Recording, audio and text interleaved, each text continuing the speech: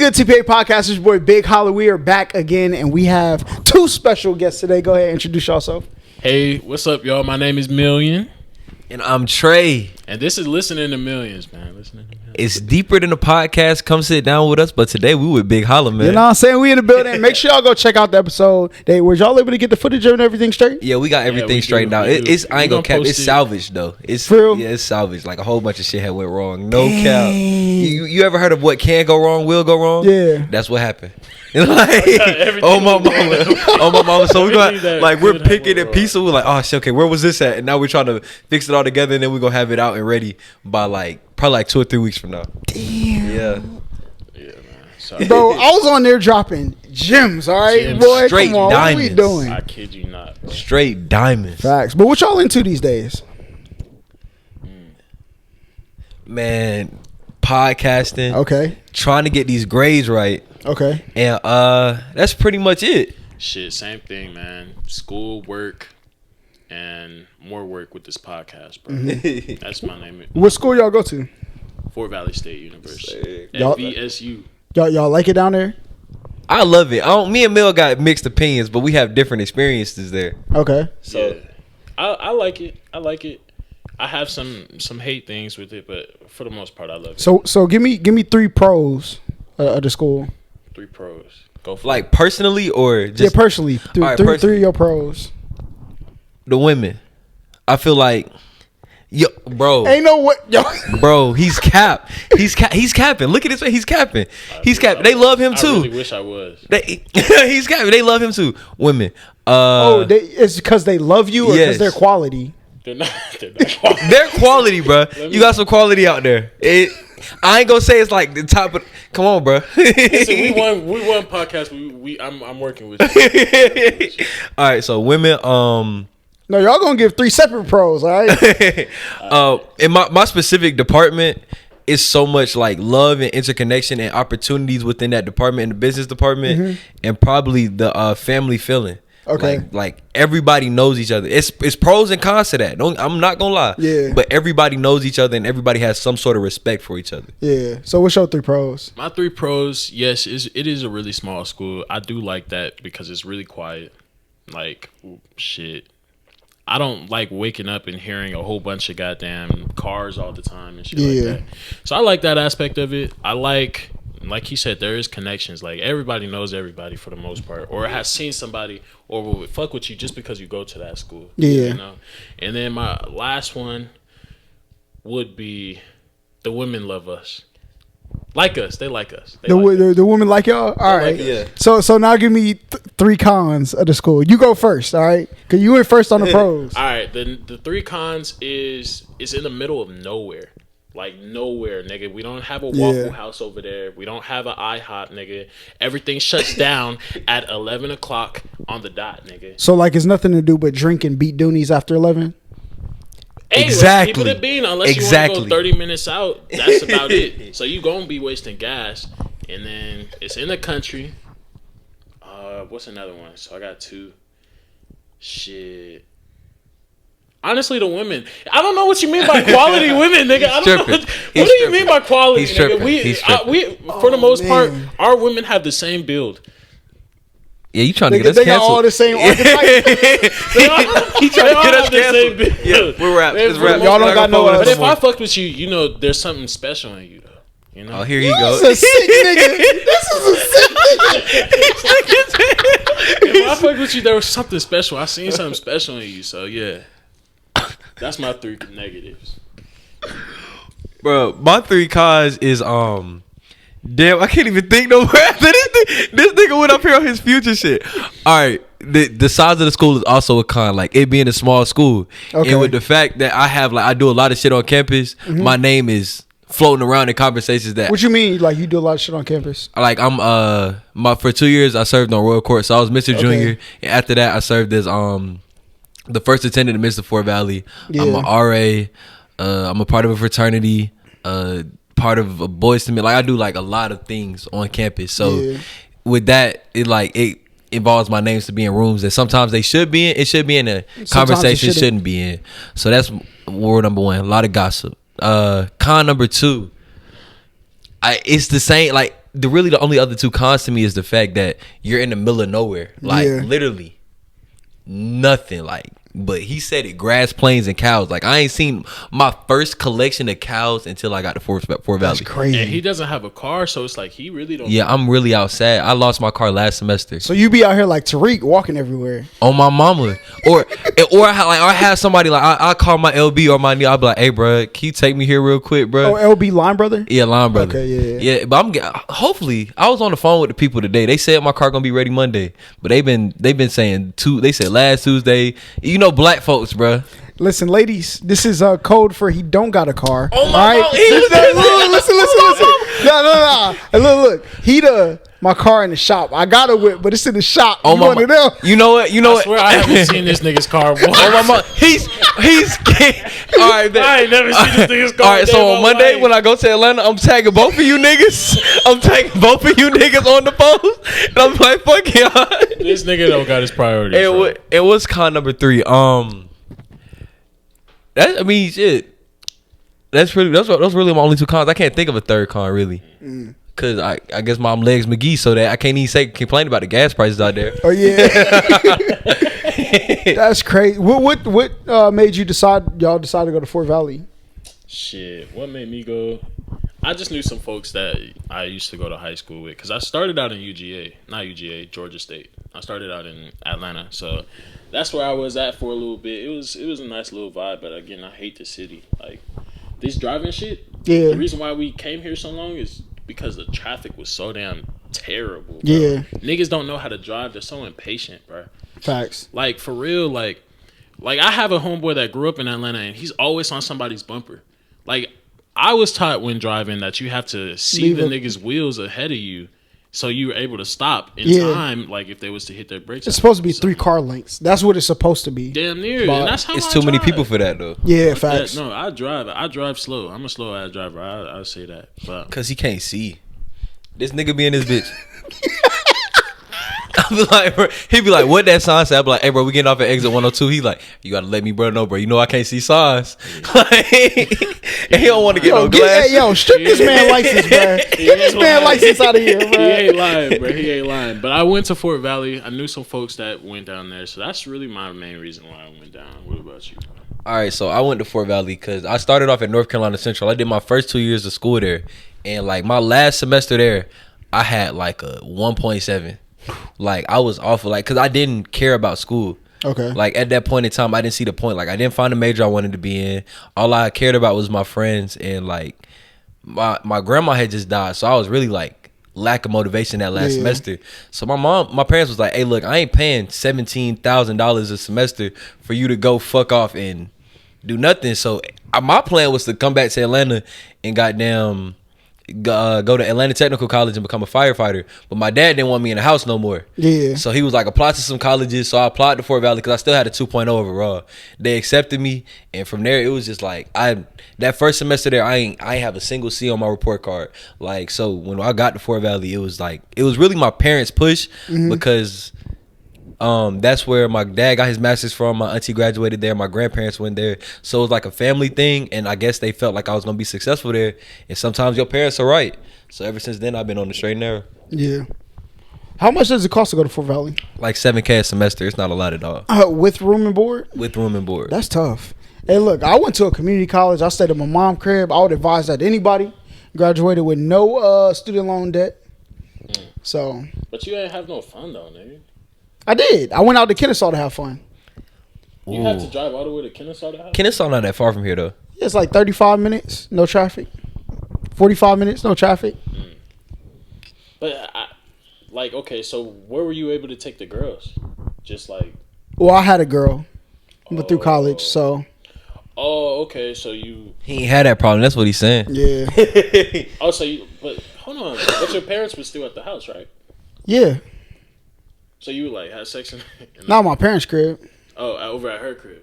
Not at my parents' crib. He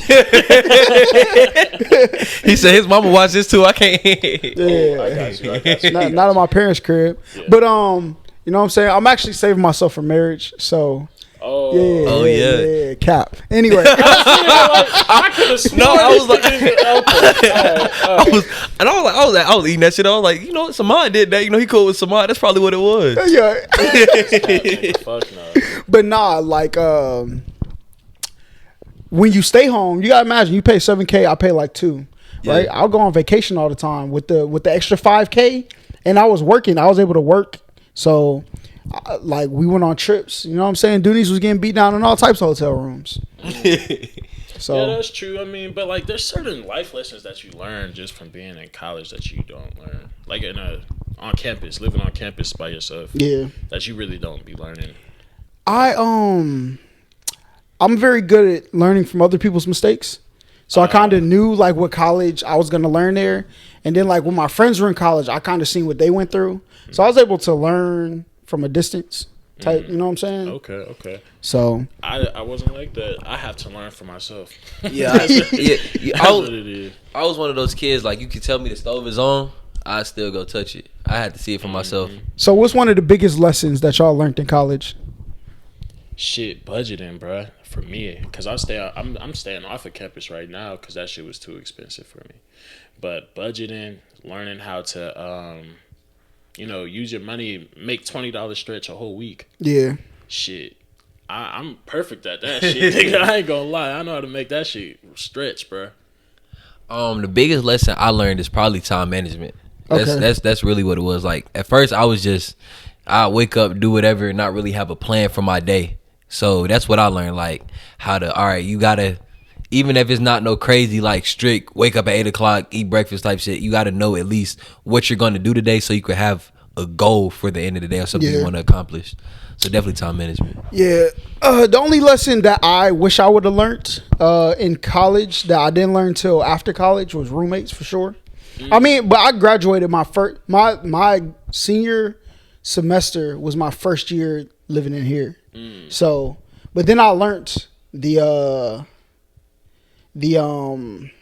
struggles of living with somebody with no clear cut authority figure. Cause like at home, your mom is gonna tell you, like, no matter how dirty the house get, your mom gonna make sure she tell everybody to clean up, or your dad or whoever says it. But when you live in an apartment, there's no clear cut authority figure, right? So when things start going down a path, y'all gotta, you know what I'm saying? Yeah. Figure out how you, I remember my roommates, there's the biggest, like, these niggas, like, okay, do y'all like to sleep in, like, colder areas or, like, nigga, get in your bag, go ahead, talk about it, all right? You like to sleep in colder areas or warmer areas? Nah, I am going to, I like it to be medium. Medium? Yeah.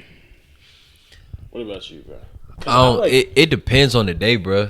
It depends. Like, sometimes I like sleeping in the cold, and then I get pissed because it's too cold, and I turn the heat on, and now I'm pissed because I'm sweating and shit. Well, these so niggas, I guess I'm a medium nigga too. These niggas will have the fucking AC on fucking 60 in the winter. And that shit is so aggravating. Hold on, let me show you something. All right, let me show you. He something. said, "Let me go pull it out." let me show you something. All right. Were they bigger, bro? Cause I got big roommates, bro. No, there was some little niggas, bro. Bro, I have big roommates, and he like, bro, I can't sleep with the AC, bro, cause I be sweating, bro, and I don't like my bed's getting sticky. I be like, bro, but the rest of us are freezing. Like, I'm freezing in this bitch, man. Facts. Hold on, no, y'all keep talking though. Nah, but I'm find this. I'm gonna find it. That shit used to piss me off though. And I'd be like, all right, so it's freezing outside. It's literally 30 degrees. Just crack a window. Bro, ain't nobody trying to go for that. Like, what the fuck you mean? Bro? That shit was so annoying, bro. That shit was aggravating. I would be literally waking up in chills because I was like, bro, look, I took a picture of the thermostat. I could not find that bitch. But that shit was set on 58 degrees the other day. Listen, like, it should never be to the point where you can't get up and get out your bed and, like, do something, right? Yeah. It should never be that cold. It should never be colder than outside. In your house. Never. In your house. Like, if I have to get up with covers on, nigga, that's not the move. Like, nigga, if you don't buy your ass a fan, my nigga, like why would you make it? And it be so bad. That's the picture? You took a picture of it? Hold on, let me see. Yo, hold on. Look. Look, we got the thermostat right here. Y'all see what that says? 57. That's crazy. Damn, that is, bro. Listen, that is insanity. That is, bro. Y'all have mad trust in each other. No, I have restraint. That's what I have. I ain't even talking about that. I'm talking about with phone thrower, bro. Oh yeah, I ain't gonna cap. I fold every time, bro. I'm a folder, bro. I be like, oh shit, here it comes. Damn. Yeah, bro. I think it should be your temperature in your house should stay between 68 and 73. It should never venture outside of that. Never. There's no reason, because if it's cold outside, 73 will make you comfortable inside. Yeah. If it's hot outside, 68 will keep you cooler inside. Yeah. Anything you don't need to do that. I ain't gonna lie though. I like at my apartment, because I stay by myself right now, but I keep that bitch at like 80. You're wilding. Yeah, you are wilding. Do you have a reason behind that, bro? Like, I just like the heat. Like, I just like feeling. I don't like sleeping with covers no more. I used to do that like in my old school. I used to like if I had somebody come over, I turn the heat on. Not sleeping with covers is crazy too. I ain't gonna lie. You don't sleep with covers, bro? At least it ain't gotta be no big comforter. But like you gotta sleep with like. No, he's a wild sleeper though. Like, what you mean, nigga? Like you sleep anywhere. Know? He sleep anywhere. No, not in the bed. Not like that. Not like that. I'm talking about. All right. So we had a trip. We had a interview in Atlanta, bro. And my mom was like, "Did you sleep in the bed last night?" He was like, "No, I slept on the floor." I be sleeping on the floor too, though.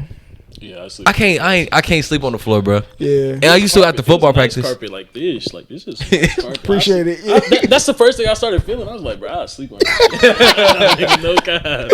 That is so That my thing is like, if you got some big ass comforter, you shouldn't and it comes with the respect thing, right? Like, or being considerate. Like, if you know how cold it is, but you sleeping in a fucking wildebeest. All right, understand everybody else ain't sleeping in a fucking grizzly bear suit, nigga. So like, either get you a different comforter or get you a fan. It's that simple. That's all you need. Bro, it is that. But yeah, that's the like, cause my little brother was like that too. He would do stuff around the house that was inconsiderate to everybody else. So like, my mom would buy snacks for the house, right? Mm-hmm. My brother, she would buy something for everybody. And then our individual stuff. He would eat the stuff for everybody first. So once that's gone, then he'll start eating his stuff. So like, while you're trying to be considerate, you know what I'm saying? All right, I'll take a chip out the variety pack, but then I'm gonna go eat my one of my Swiss rolls for my snack during the day. My brother was for everybody first.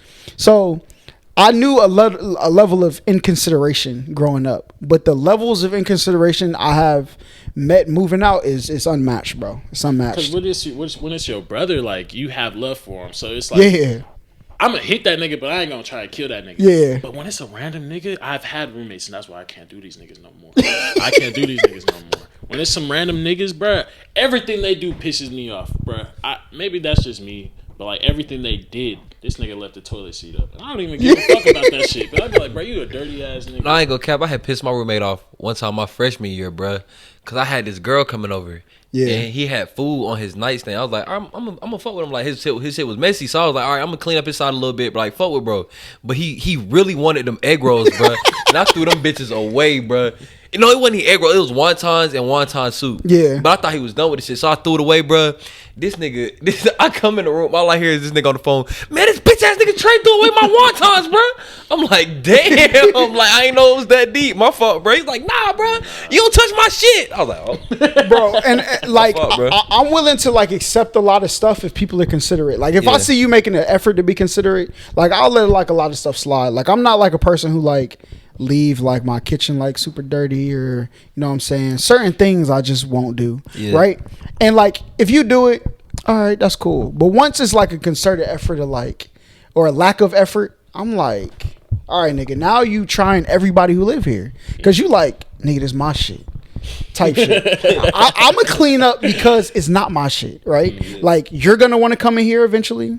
So listen, leases end, all right? So yeah, I feel it, bro. I'm telling you, man, my roommates, like, this one nigga, like, he had a head full of hair, and he was just like, every time I went into the shower, just fucking everywhere. Oh, bro. Y'all had like the same showers? Yes, bro. Same bathroom, same showers, all that shit, bro. You're done. That shit was so disgusting, bro. I swear, I see skid marks in the fucking toilet, and it's like, I know it ain't come from me, so I'm like, bro, fuck fuck this nigga. Like, it really was fuck that nigga. Everything he did pissed me off, and I swear I've never been so angry in my life, bro, without living with this nigga, bro. I was living with this nigga, and like just him being in the room beside me pissed me off. Yeah. Because that nigga never left the house for nothing. Yeah. So I'm just like, nigga, you still here.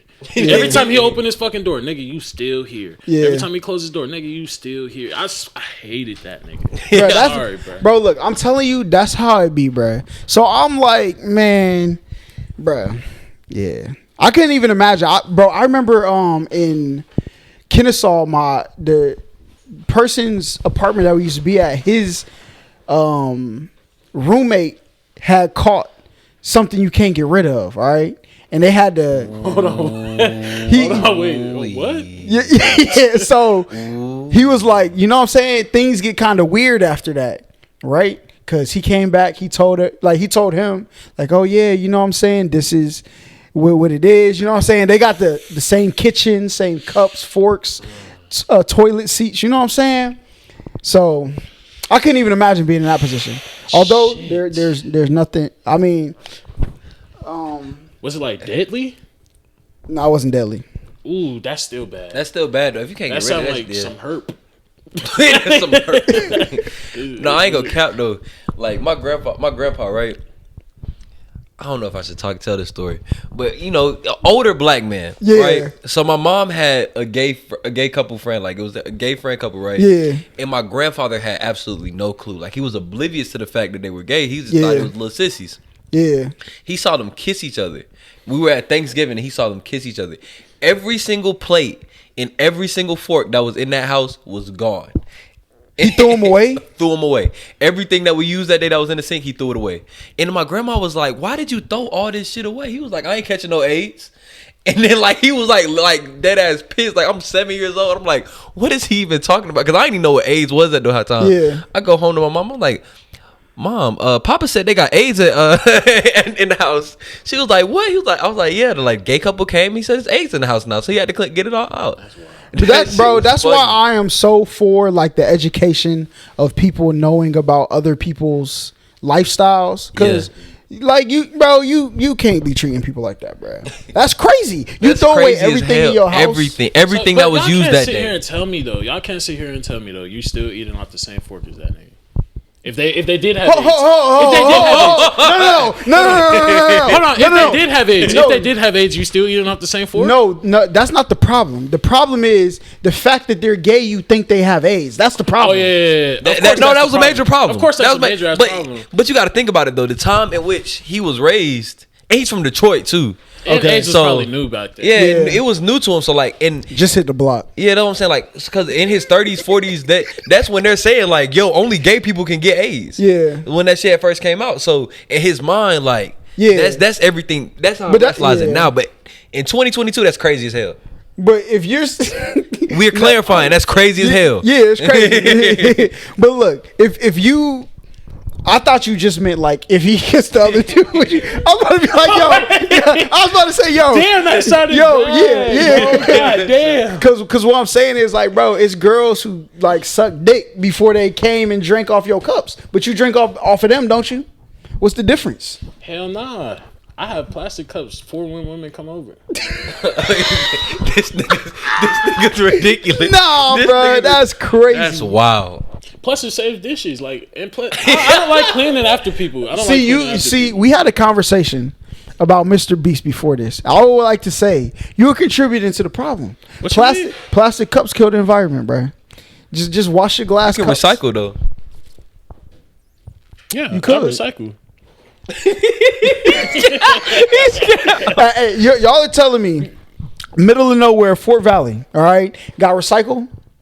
No, is that what y'all saying? I haven't seen a recycling bin. Yeah, I ain't seen a recycling bin in Fort Valley. I'm not gonna cap. I ain't even gonna cap. I ain't gonna cap. That's crazy. But they don't even like, you know how in most neighborhoods out here you had a green trash can and a blue recycling bin. We only it's nothing but green. Like on trash day, nothing but green trash cans. You're done. All right, you're done. You're killing the environment, my boy. You're killing the environment. But bro, like for real, I really don't drink after other people. For real. Because you don't. I've always grown up knowing like, oh, you don't know what that person does. Yeah. You know your mouth is like one of the cleanest parts of your body, though. It cleans itself throughout the day. Okay, so like again, like I was saying earlier, even though it sounded bad, like if somebody had AIDS, are you eating off the same fork? It doesn't pass that way. I said, are you gonna eat off their fork though? The same fork? If I got a fork, like I'm gonna use the fork. I want to hear. Hold up. So you're telling me you only use plastic silverware when you go out to eat the restaurants? Yes. Nah. Let's stop the. I dead ass. I asked for plastic. You got me, nigga. But let me tell you why. I was dating a girl, bro. Wherever we went, we could be at the nicest restaurant, bro. Always, can I get plasticware? Like always. So I just picked up that same habit. Like, hey, can I get the plasticware from her? That's bougie, nigga. You a bougie ass nigga for that. How was that me? That's not my fault. I got it from somebody. Damn. That's like, right. Nah, that's not like that. I might have to start doing that though. Why? Because you've lived your whole. Nah, fuck it. You don't know what. You don't know how many people's mouths have been on that same fork, and you don't know if these niggas is really cleaning that shit. You don't. The thing about life is you don't know nothing. All right. There is a certain level of, bro. If that joint say an A grade for the health inspection, you know what I'm saying. Now if it got like a 68, you could skip. You know what I'm saying. Ask for plasticware. But if it's I think. Why are you eating at a 68 though? I mean, some of them joints be busting, holding That's them. cap. You know, I'm pretty sure some of them facts. JJ fishes got 68s. Nah, all right. Because you remember when sharks? You remember when niggas was still eating at sharks and they had like a 50 something. Mm-hmm. They was like, man, fuck, sharks can't be that bad. I went to a spot yesterday. It was a little mom and pop shop. She ain't have no gloves on, phone in her hand, scooping my fucking food. I'm like, you know what? I did think this. I was like, bruh, you shit with your phone in your hand. I know you do. Everybody fucking does. Yeah, everybody does. And you just bro. touching this fucking silverware. I mean, this shit to scoop my shit. Damn, and then like your finger could have fucked around and got inside of it. Got some dookie flakes. Some dookie flakes. Some good dookie flakes. No cap. That food, I still got a couple dingleberries on the I killed everything, bro. That shit was good as fuck, nigga. Yeah, I don't really be eating out no more like that. I be trying to cook like in the crib most of the time. But like when you think about it, like bro, you come across so much stuff to be worried about. A fork, all right? Because you got people preparing your food. You know what I'm saying? I ain't gonna milk. Was I talking to you the other day when you was like, what you don't know won't hurt you? Yeah. You was talking about how like you were used to work at McDonald's, right? Hell yeah, I used to work at McDonald's, and this nigga did the most foul shit. Like he, for no reason, I don't know why. He must have had a bad day. That nigga was flipping patties, threw the patty on the floor, flat, scoop, gave it to somebody, bro. And you ain't stop him? No. If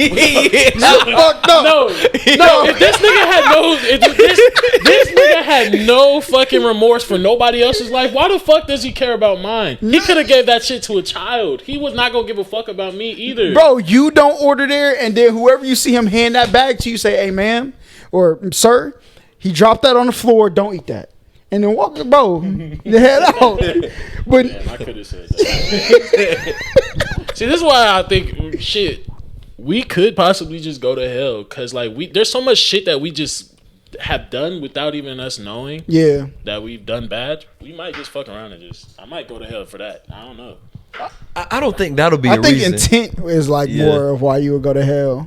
Having that intent. Yeah. But I intended not to say nothing because shit, that nigga did not give a fuck about nobody else, bro.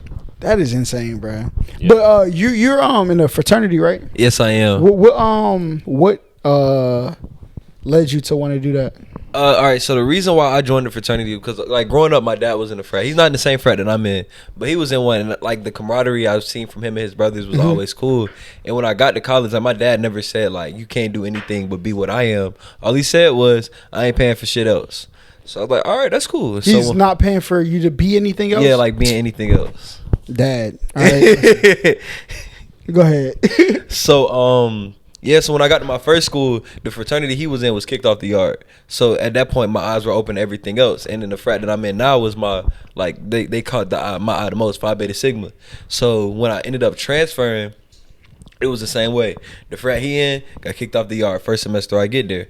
So I didn't play as the first year. The next year, but that whole first year, I was able to see what the frat I ended up joining was doing. Like they were hosting hella events, still being active, doing community service. Like you'll always ask who's the most active fraternity on campus in terms of events, stuff like that. They'll always say us. So that really drew me towards that. And I started talking to the dudes. Everybody was chill as hell. Nobody had like a superiority complex or nothing. Mm-hmm. So it was like shit. This felt like home. So I went ahead, saved up my money, and made that decision. All right. You can lie to the camera if you want for this next question. I'm going to ask, what did you go through to get into the fraternity? Let me hear this nothing. It was just we went to class. All right, then. All right. Yeah. All right, then. Like what, bro? Like what be? Oh my god! Like it. I'm gonna ask this. All right. Okay. I talked to this other dude in the fraternity, and he was telling me there's things that y'all talk about that y'all can't tell everybody else. Is that true? Yes. Okay.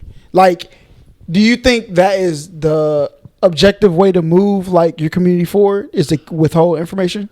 Because it's not withholding information that should be public. You know what I'm saying? It's not like we're holding away information that could progress an entire community. It's just we're withholding information that will help us help the community.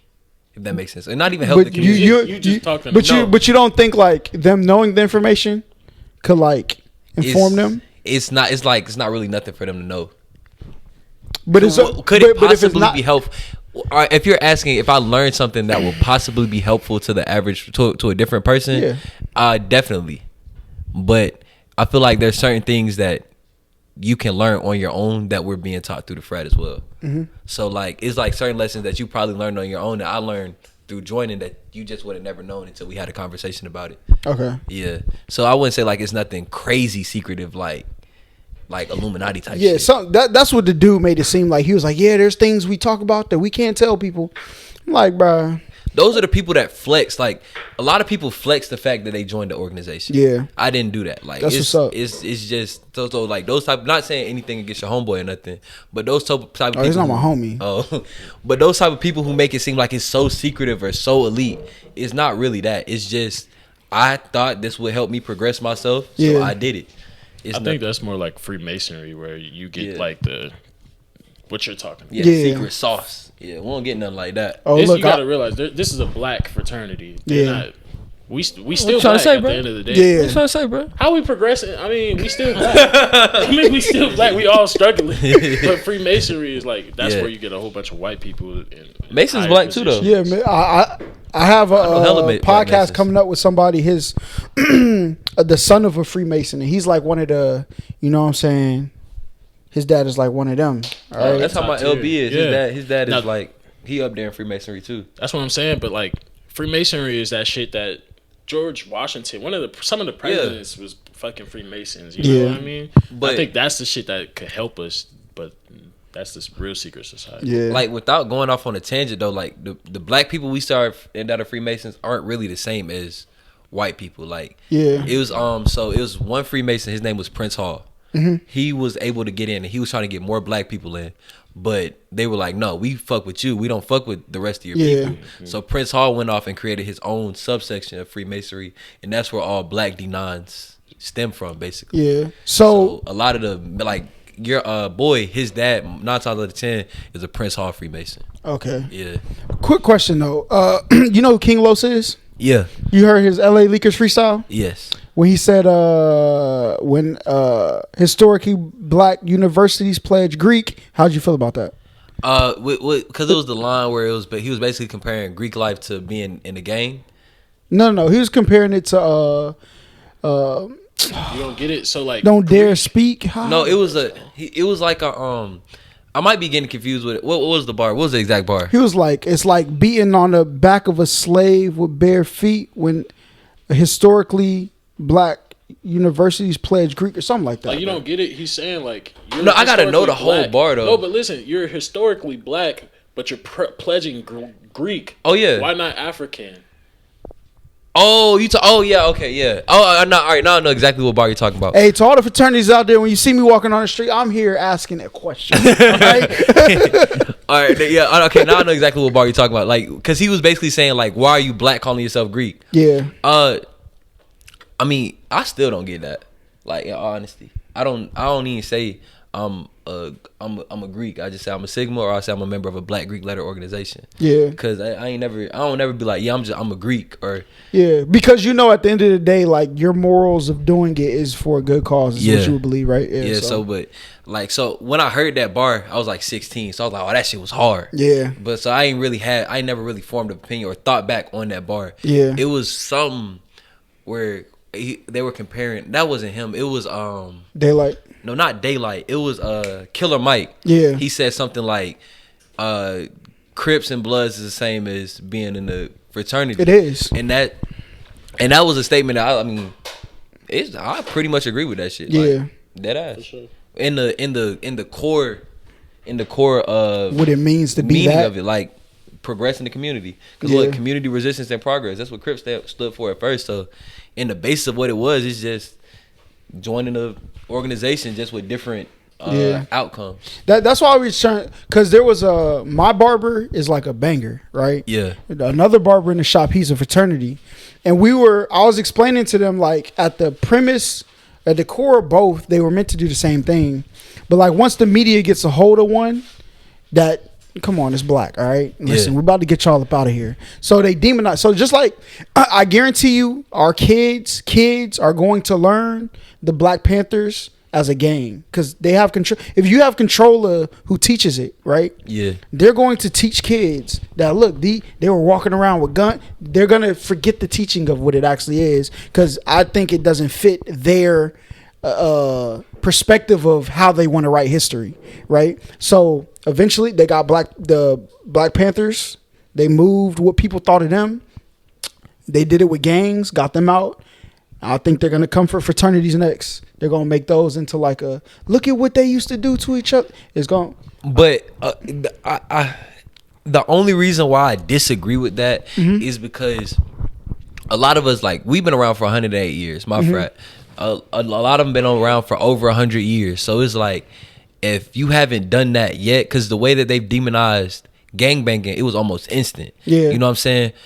My frat been around since 1914. This son been around 1906, 1911. Even the latest is 1963, and they haven't done anything to us. But you know how they kept people out of it, though? How? If we put you in a community where you don't go to college, how do you join a fraternity?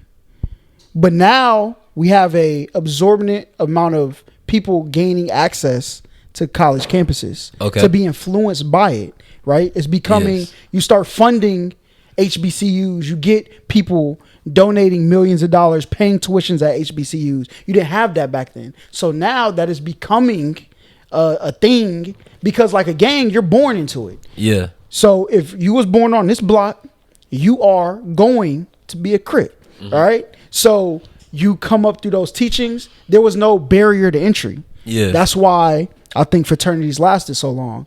And then I know people's rebuttal is going to be like, well, they got white fraternities. They got white gangs. You never hear about them on TV, though. Yeah. You don't never hear about no skinheads. But the one difference that I will say is that you see that I love, although I don't want to be a Greek or anything like that, but what I do love is, like, most of the time these people are in high positions, bro. Yeah, facts. Yeah, like that was gonna be my thing. Greeks too. are doctors, lawyers. Mayor of Atlanta's a Greek. Yeah, that's what I'm saying. Like, they're in high positions. I don't think that they would allow for it to turn into something like that may be why it's good though. Maybe go ahead. Oh, the only thing I was gonna say about that is a lot of times when people, especially the people who pledge undergrad, they get what they needed from the organization.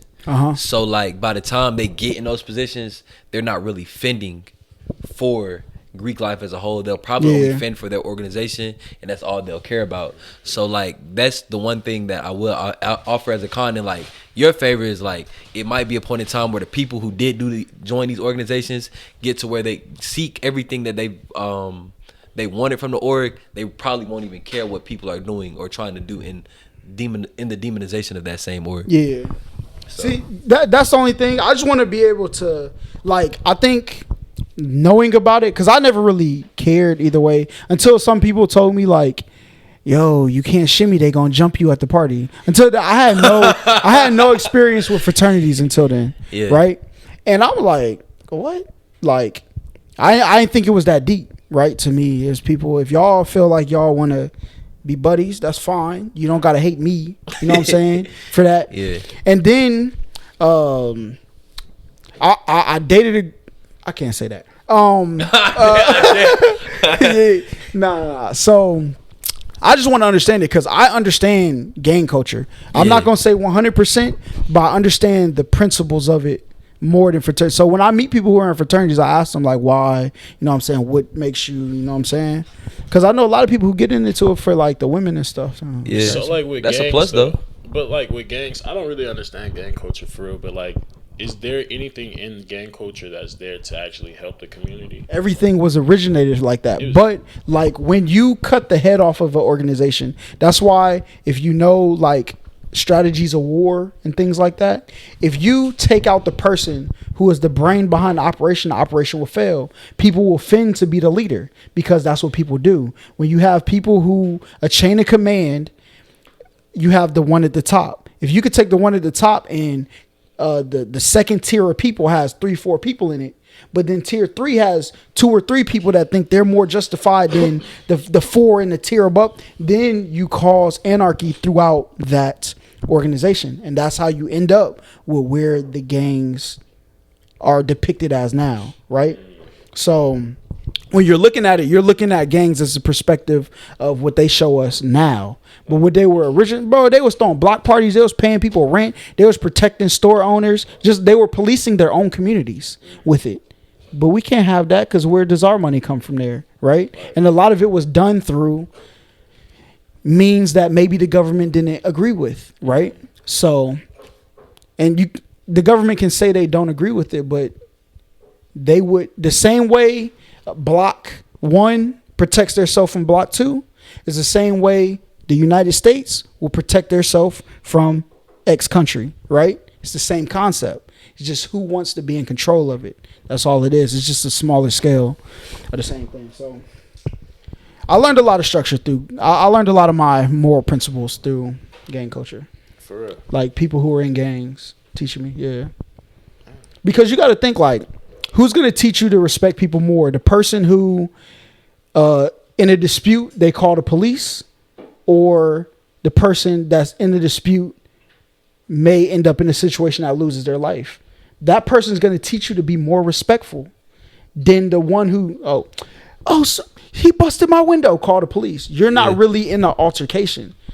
So there's a certain level of disrespect that you may do that this person, I can't move like that because the people on the other side kill me, right? So it was those teachings that people taught me. I'm like, that makes sense. That's why I move very respectfully through life.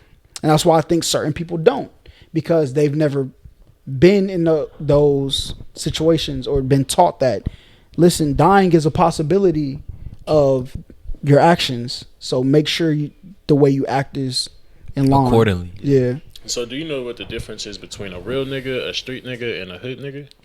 A real nigga is somebody who is authentic to himself. That's what a real nigga is.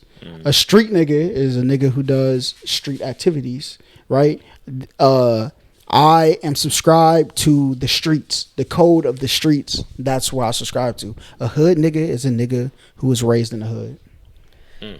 He broke that down to T. He did almost as real as Low Key Quan did.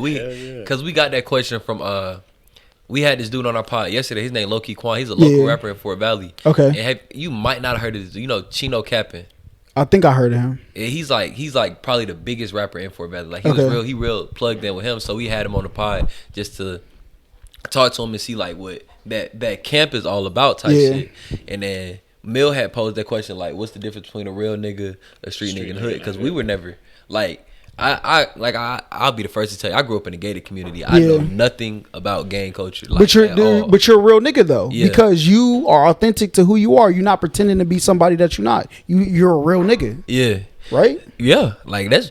I'll be the first to tell you. Like I don't care. Like that's just where I came from. I was fortunate enough to have that. Yeah. But so we were sitting down. Like I was asking him all the questions. Like we were talking about pain, like his past, like the way that he deals with shit, like everything is so different than what we had. But just to that question, like even his explanation of that shit, it showed that it wasn't that much difference between us because he was like still articulate as fuck. Like, of course he had a thick Fort Valley accent, but everything he said was sharp and thought out. Like he had basis to every single thought process. Yeah. And I ain't gonna cap. Me and Mill thought we wasn't gonna find nothing to talk to this dude about, cause we was like, bro, like can't connect. It's like no connection, but sometimes the connection is the fact that you don't have one at all. Yeah, like facts. We was able to learn from him. Yeah, that shit was dope. That's why it's good to talk to people who are different from you, because you learn more. Like when you get inside of an echo chamber where everybody has the same perspective, you never learn a perspective outside of yours, right? And I think when people start to talk to each other, they start to understand more of the world. That's why the internet is a gift and a curse, right? Because it's a gift because we can all talk to each other. I could see what people is doing in Madagascar right now, right? Oh, this is how they living? That's crazy. You can see somebody in, like, for example, my homie at the before, like when Instagram was just bubbling, right? I told him about Lagos. I know I pronounced it wrong, but it's the city in Nigeria, right? And he was like, I showed him a picture of the city. It's like, that's not Africa. It's like, yes, this is Africa, right? Mm-hmm. He was like, no, they have like huts, and because that's what he's taught. That's his only perspective. Yeah. The only learning of Africa that they do is the ones in the history books in his school, right? So the internet gives you the ability to see, hold on, they got that, and people can learn each other more. Why don't you join a fraternity? Honestly, that's just not me, man. Mm-hmm. I can be the first to say that I have a hard time listening to others. Yeah. I'll be the first one to say that. I have to. My fault, bro. Go ahead. My bad. You're not my bad. You're agreeing with that so hard for my bad. Hey, go ahead, bro. I do have a hard time listening to others, though. I can't lie. I have to. I've always just been that type of kid. Like, even my parents tell me it all the time. Like, I have to learn it for myself. Yeah. Like, I ain't gonna get it unless I learn it for myself. So, mm-hmm. Like he said, if I touch it, if they say the stove is hot, I'm gonna touch it. Fuck it. I might touch it twice just to be like, damn, did I really burn? Or yeah. But that's just me, and I really don't work well with others too much. Not because I don't like other people, but like I think too much, think too hard about things, and I start overthinking people's actions. Like, oh, are they out to get me? Are they gonna flip on me and shit like that? But like trust issues, that's what it is. Yeah. I have really bad trust issues. I probably need to see a therapist about it. But I trust this nigga somewhat. That's why we keep on rocking hard. That's why we keep rocking hard, man. So yeah, I just don't. I that's just never been me. Yeah, I feel it because I was the same way. Like I've never been.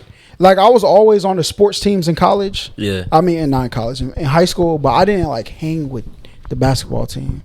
Like I would be with the basketball team and be away from them. I would be with the kids who like all watch Dragon Ball Z, but I wouldn't be with them for real. Right. You know what I'm saying? So like the idea of like a fraternity, like these is my only group. I look at y'all over everybody else.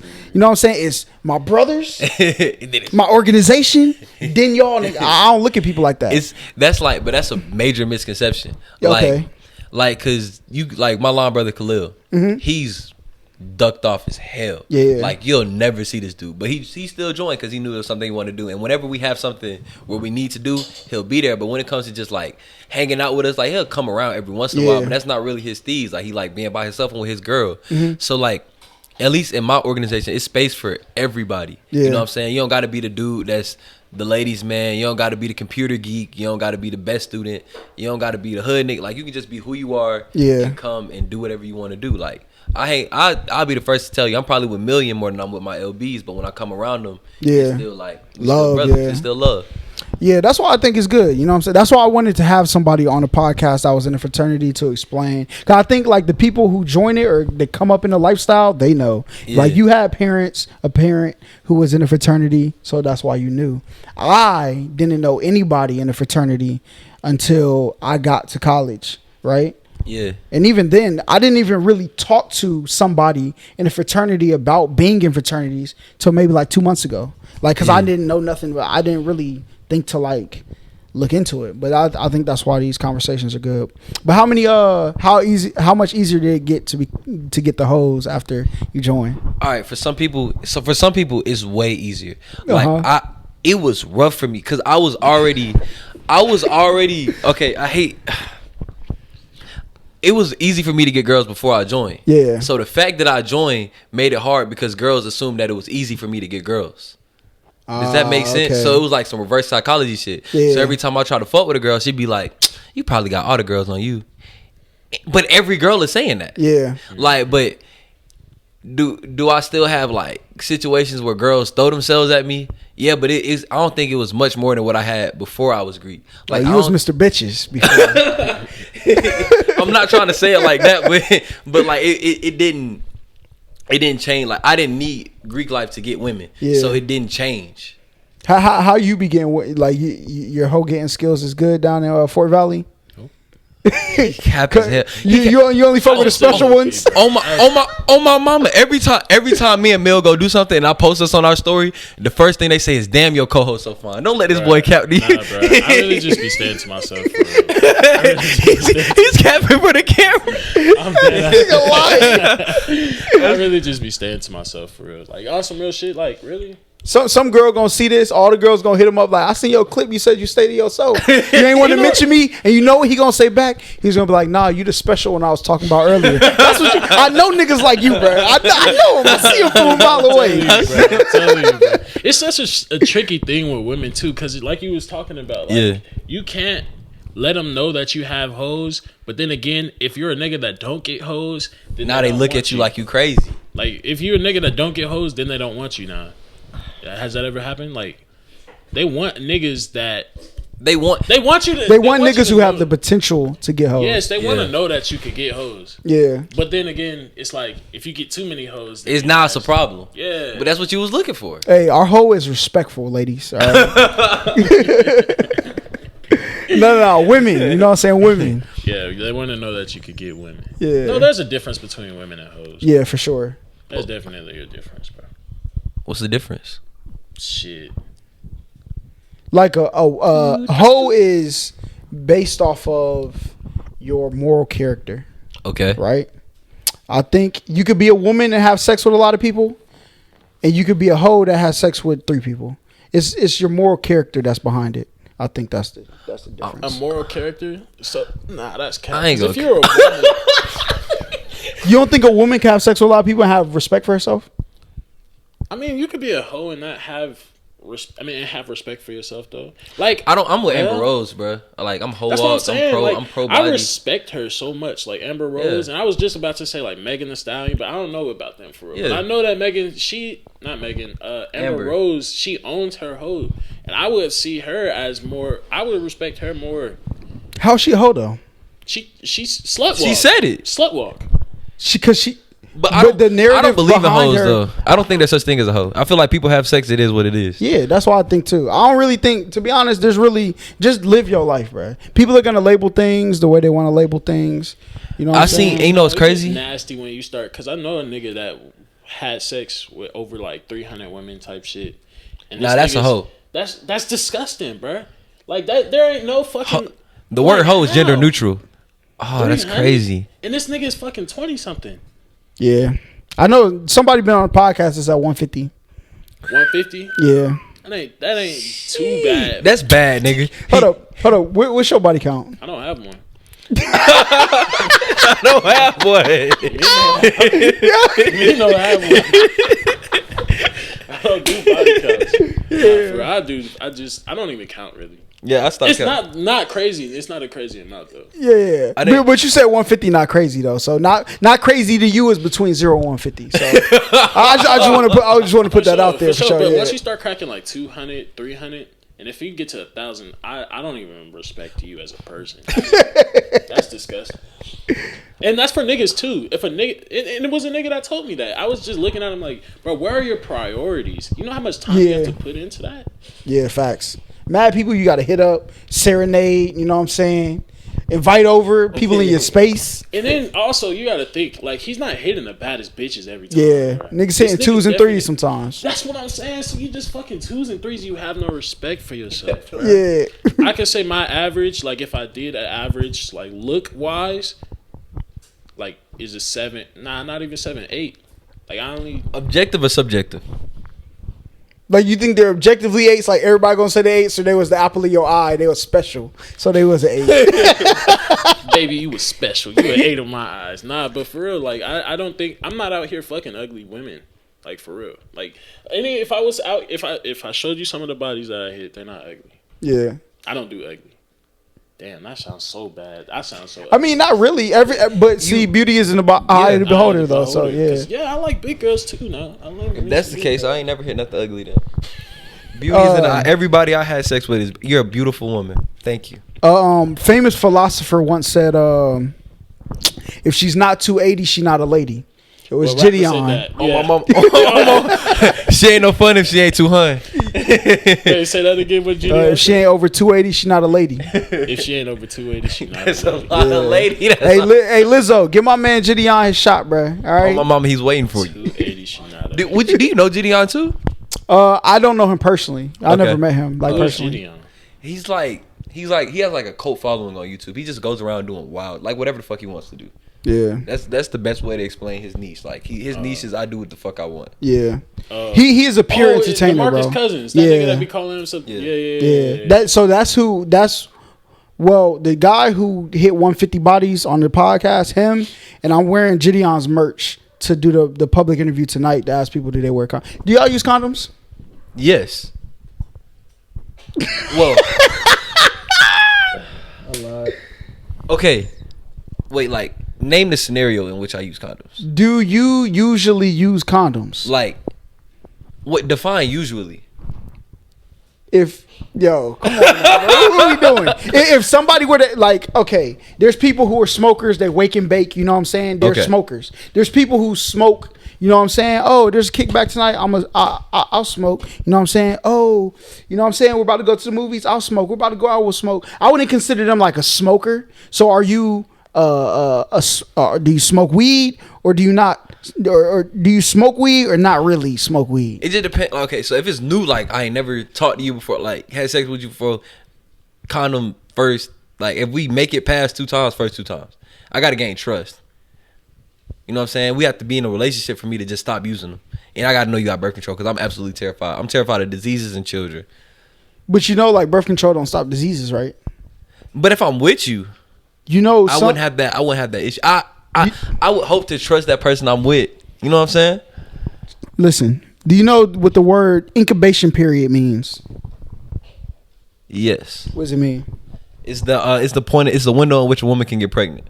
No, that's ovulation. Oh, okay. What's incubation? Incubation period is the amount of time before something could show inside of your system. Oh, right? Okay. So you meet this girl Saturday, right? You know what I'm saying? You say, look, you know what I'm saying? By Monday, you crack.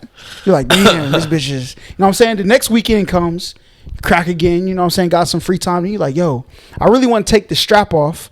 You know what I'm saying? Let's go get tested, right? You go get tested. The following Monday, when the clinic opened, she passed, right? Right. You start knocking her down all week. You at the dorm every day. You know what I'm saying? Raw dogging. There's a possibility that thing didn't show up yet. Yeah. Right? So you're not really, unless you wait like 3 months to take it off, you pretty much, you could still follow the incubation period. I ain't even count. The last time I had raw sex, unprotected sex, that was probably how it was. I wouldn't say 3 months though. Okay. And then we dated for a while after that. Yeah. So it was just me and her for a while. Yeah. So how many scares you had? Shit. He don't even want to talk about it. Nah, man. Shit. Like scares like what? Pregnancy? I don't have too many pregnancy scares. I only had one pregnancy scare. What other scares you be having? You ever been? Psych, I'm playing. Let me stop. I'm making myself sit nasty as fuck. This man is a wild nigga, bro.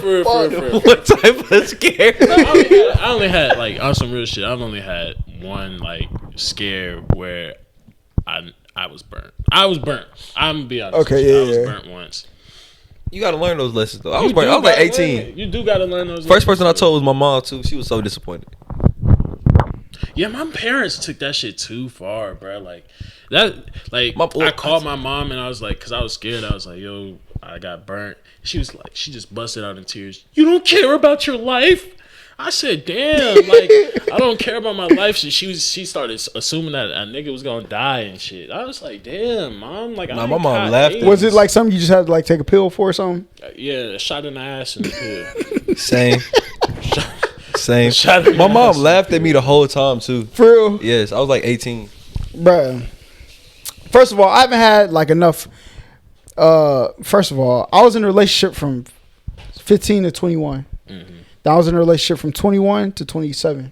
So I don't really have no like space to like be messing with people who might be messing with other people. Yeah. Then again, you know what I'm saying? Who knows what my girlfriends are doing on their spare time.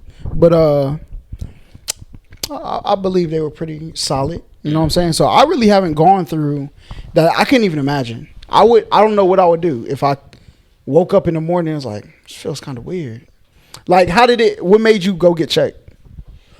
I seen something. I seen something. Yo, on my mama, I went to go pee, bro, and almost cried. I was like, bro, this bitch gave me something. And I don't even call women bitches for real. But I was like, damn, because at the time, I wasn't even deep into like like, I don't have a lot of bodies at this point. Yeah. But at that point in time, like that was like my third body. Mm-hmm. So I was like to that point, and everybody who I had sex with was my girlfriend. This was the first time I ever had like a random fling. Yeah. And I just busted it real quick, ain't have a condom. I said fuck it, and I was 18 though. I was 18, so I said fuck it, and then like it wasn't even a day later. It was probably like 5 hours later. I woke up, I was like, bro, this don't feel right, bro. For real? Like, swear to God. Bro, I had this. Said, damn. Bro, this one girl, she like reached down and was like, just take it off. It feels so good if you do. I said, look. Damn. You're done. See, You're done. Scare me though. But you know the craziest part about this though? The craziest part about the story is she told me she had got burnt twice in college. I'm like, Nick, yo. No, I learned my lesson for the first time. You should take one lesson. I gotta learn a couple more times.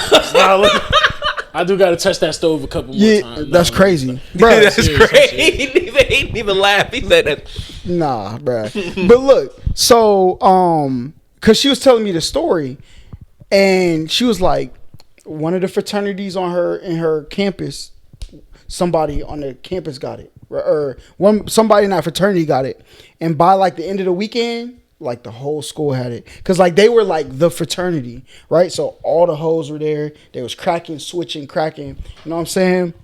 And she said the line at the clinic the next like Tuesday, like after that weekend, was so long, bro. Like literally the whole camp. Like she said it was like of the black population of that campus. She was like 20% of the people caught it by the end, like that. Yeah. And see, we won't do that. I swear to God, you not having none of those issues over here. We don't do that. I do know. I don't know about them, but us. I was just playing though. For real. I do need to start wearing condoms, and I am going to start wearing condoms because I know a friend that he just hit something. By the grace of God, he thought, he was like, fuck it. I need to wear a condom with this girl. It was out of the blue. They've been fucking for it. Like, he really liked her. Mm-hmm. Turns out, she hit him up the next day talking about, I'm so sorry. I found out I have genital herpes.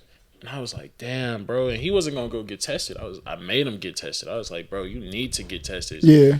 Just so you're not spreading that shit to me. Like, if you giving it to somebody else and, like, I fuck around and fuck with the same girl or something. Yeah. Like, that shit's dangerous as fuck. Like you said, that's how shit spreads around campus. Yeah. Bro. So I went to He didn't have it. He didn't. Well, what I learned, though, about those situations, because I had a friend who, girl did the same thing to him. But he hit raw. So, and then she waited till he was in a room full of people to tell him that, like, so he couldn't do nothing, right? Because, and she's like, oh my God, I'm so sorry.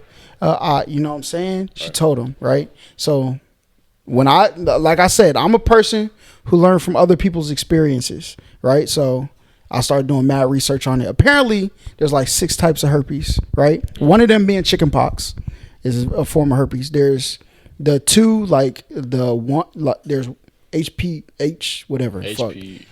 Something 1, something 2, right? Yeah. 1 is like cold sores in your mouth, stuff like that. 2 is the other one. HSV. And HSV.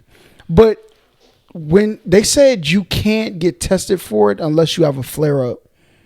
And if they do test for it, they can't tell which one it is. They can tell if you have herpes simplex in your body, but they can't tell which one it is. I think like 60% of people above the age of 25 have the first one, like the oral joint. Yeah. So it could get scary out here, bro. But like, I mean, that's the one that doesn't really do anything though. That's the ones that flare up out of nowhere if you did have it. Yeah. You could get that shit because it's so damn infectious. Like you could get that shit just from kissing on the cheek type shit. What does the second one do?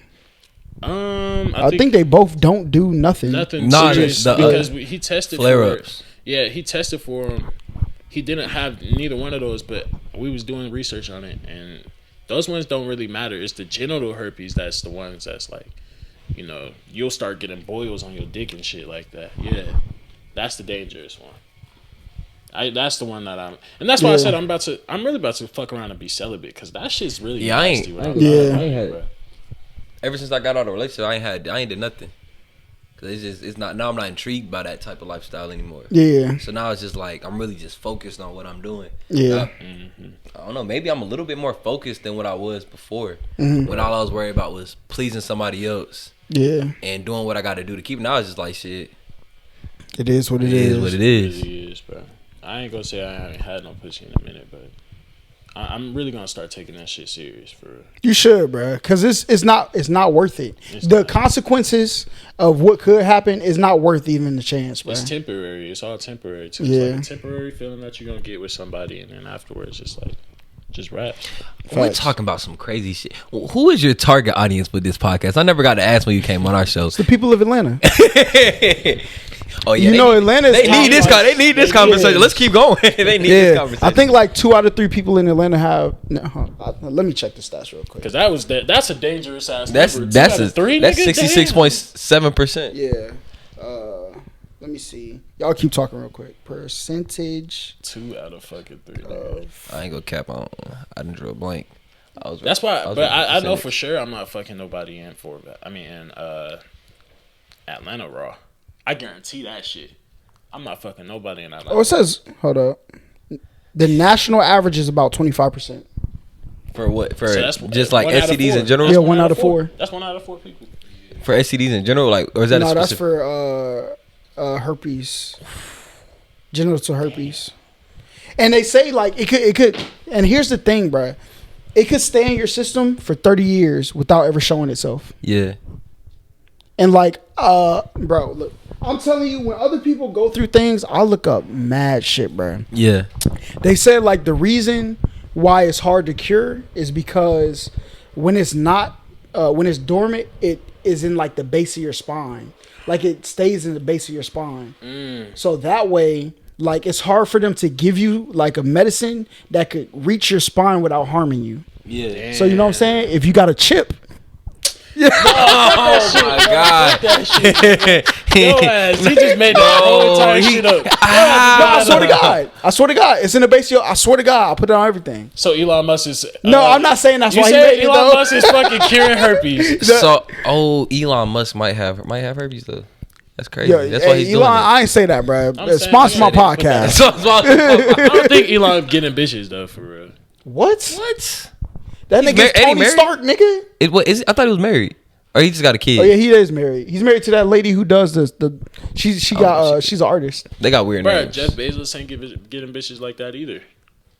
But You know how I take know? that back. Y'all didn't see that shit where there was like Jeff Bezos and Leonardo DiCaprio was in the same room? Yeah. And then Leonardo DiCaprio took that nigga's bitch damn near. She looked at this nigga, bro. With the hardiest eyes. I was hurt for Jeff Bezos. I was like, not all the money in the world goes to this nigga. And Leonardo DiCaprio still could take his bitch. Listen, there is not a girl on it that I have ever dated that if Rihanna walked in, I'm not about to be like these. All right, so Leonardo DiCaprio is the perfect specimen for a lot of women. Like that's like they man crush. yeah, So you're telling me there's a girl who you dated, and if Rihanna was standing as close to you as Leonardo was to her, you're not gonna look at them the same way? Okay, but and we without gotta look at- doing not anything. Rihanna right now though. Out of respect for ASAP. But once Fuck that, up. once, Fuck that nigga. He's not fuck that nigga, but it's like it really is fuck that nigga. he really just made like hurt my feelings. I knew it was impossible for me to even touch Rihanna type shit, but Yeah. But he just took it completely away from you. he took it away from the whole world, man. Everybody just loved the thought of Rihanna just being single, you know, not really out here doing nothing for real. Yeah. Like it made me feel like, you know how like if you ever had a pregnant teacher, you look at it weird, like damn, you actually having sex. You ain't never did that? No. Well, when I was younger, I was like, damn, this teacher is pregnant. Like, she has sex. I didn't know. I thought teachers were angels at the time. That's how I kind of perceived Rihanna as, like, an angel. All right. Okay. Hold on. Look, because you got a Reddit account? Nah, I don't know. That's okay. One that you don't want. Okay. Because you sound like, you know what I'm saying? I'm not going to roast them because they might get my shit taken down, bro. Damn, you was going to go that hard on me? No, I was just gonna ask because, like, looking at women as angels, that's like a certain rhetoric from a certain community. Like, they look at women as like these angels that need to be protected. Nah, I mean, I knew she was out there, you know, fucking around and shit like that. Of course, I'm trolling though. Yeah, yeah, but I just didn't want to think about it. Yeah, if it wasn't me, you know, that's how it was. But Rihanna, I'm proud of you. I'm happy for you. Congratulations. A$AP Rocky, congratulations. He's the best nigga in the world right now. Let's be real, bro. that's crazy. He's the top nigga in the world. He has the baddest. She's a multi-billionaire. Well, she's a billionaire. She's a billionaire. She knows how to sing, dance. Like, she's perfect, bro. You got Rihanna over Beyonce? Fuck yes. I don't know. Somebody whispered. Somebody. Rihanna is definitely over Beyonce. Oh, nah, you tripping, bro. But I think I had like that old school, like, Beyonce was my crush, like, when I was, like, it's like second grade, bro. First time I seen her at the BET Awards, I was like, oh my God. For real. Yeah, that was like, that's a woman. Like, that's the first time I realized, like, I was like, damn, that's a woman. You ain't never had that? Out of them two, I gotta go Rihanna. That's what I'm saying, bro. Maybe I'm just old school. That's not old school. Like, Beyonce never really was that. I think we seen more Rihanna's personality. Yeah. So I think that's why. And she seemed like she's just so cool. Yeah. But Beyonce probably does too. I don't know, bro. They probably all cool, bro, behind it. You know what I'm saying? Have y'all ever met like somebody that y'all looked up to as a celebrity? Yeah, I met my friend. He won this like trip to my friend Khalil. He won a trip to LA for the Space Jam premiere. Yeah. And he could bring one person with him. His girlfriend didn't want to go, so he asked me. Yeah. So he went to LA. He performed, like, it was like a little Space Jam game contest. And like we got to go to like the movie for free, like the premiere of the movie.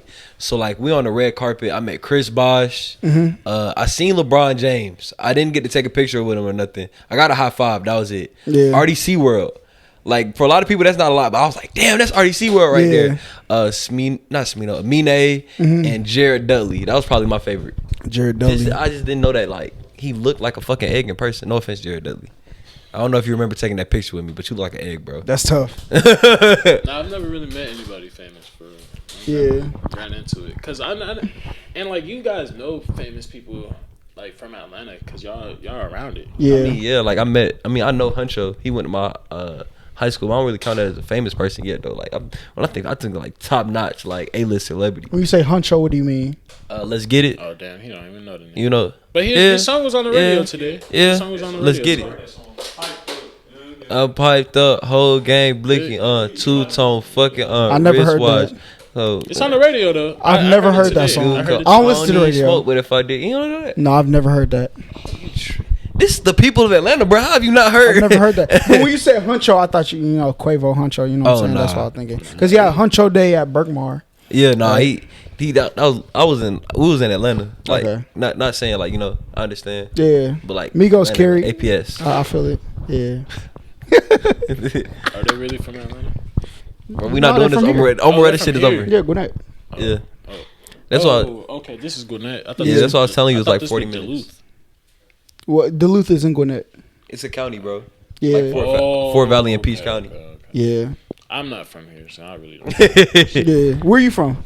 I'm from Colorado, Georgia. Man. Colorado, Georgia. Look,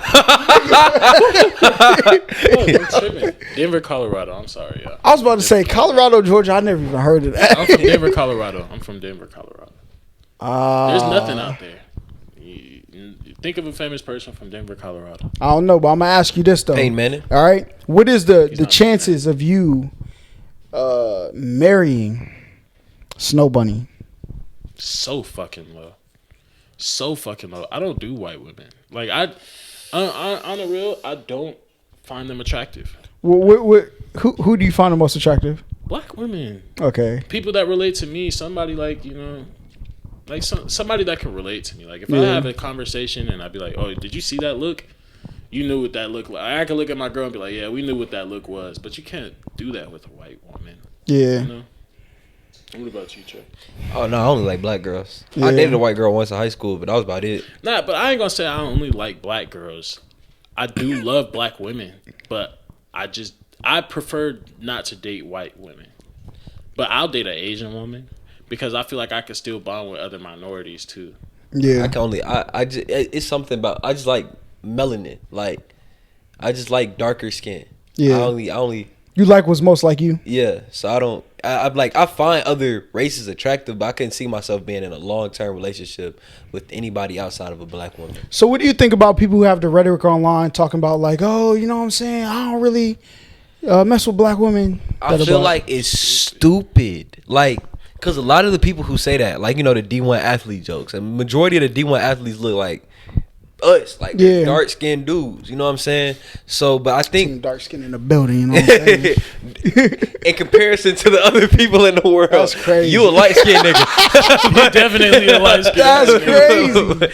But like, you like 2 tones darker than me, bro. What you mean? Nah, but if I sit out in the sun, I'm getting black. What about you? I do get black. You get red. That's But yeah, so like these the dudes, like, you know what I'm saying? They come from a lot of them come from single. Well, not trying to stereotype, but a majority of them will come from a single mother household as well with older sisters. So like, I don't know how you could grow up in that type of environment and still say, I'm gonna give my everything that I've earned in my life to a white woman or somebody who isn't of me. You know what I'm saying? Or isn't of the same community. Yeah. Yeah, I'm in the same boat as you, bro. Yeah, honestly, other races don't really do it. Like 9 times out of 10. White people are marrying white people. Indians are marrying Indians. Mm-hmm. It's just I feel like we're the only race that glorifies interracial couples. That's cap. That's you think otherwise? 85% of black men are married to black women. And shit, it needs to be 100. It needs to be 100. There's no. But I'm not. Dr. Umar done taught you well. All right? Listen, brother. I'm not fighting that. I'm fighting the glorification of the white woman. I don't think they do. I think you don't think it's not one? That's propaganda. You think it's propaganda? Because when you walk outside, bro, niggas is not saying, let me find a way. It's not true. It's the internet, bro. The internet will convince you. That's how people. There has not been one black person on this podcast that I've said, who do you want to date? And they not have said a black woman. Now, some of them tiptoe the line of Latinas, all right? But you know what I'm saying? Other than that. But other than that, you know what I'm saying? He felt some type of way about that one. He felt some type of way about that one. That one hit home. Yo, no, I'm joking. But I've never heard like this rhetoric that people is looking for white women, bro. But you're tripping, bro. You've never read. I know. It's crazy. Yeah, I know. But you're a couple years older than us, though. Like no. What I'm saying is, when y'all say glorify, I'm thinking there's at least like 30-40% people. But I went to school. But I went to school with niggas that would only date white girls. And I'm talking about like niggas. And I went all black school. Like they would have to go an hour and a half, 45, just to find the type of girls that they like. Like just where they from though? Atlanta, Georgia, like College Park. Oh damn. Bro, I don't know if I believe that. You must want a white woman. Like you'll be fine with dating a white woman. No, I'm not gonna say I would be fine with it. I probably wouldn't though. I just wouldn't. That answer doesn't sound too convincing. Well, listen, because I'm a realist. Like, if the best woman fit for me ends up being, I just don't see it happening. So you believe like love at first sight type shit? No, like, you can't choose your love. No, I think you love the person who you open up to But you can choose who you open up to. Not really. Some people, when they come into your life, there's no, you don't choose. Like, sometimes people come into your life and you like, yo, I have to date you. Like, you're too fire of a person. Yeah. Like, for me to let you walk away. And then you be around, you don't think that's happened to you? I mean, This happened to me.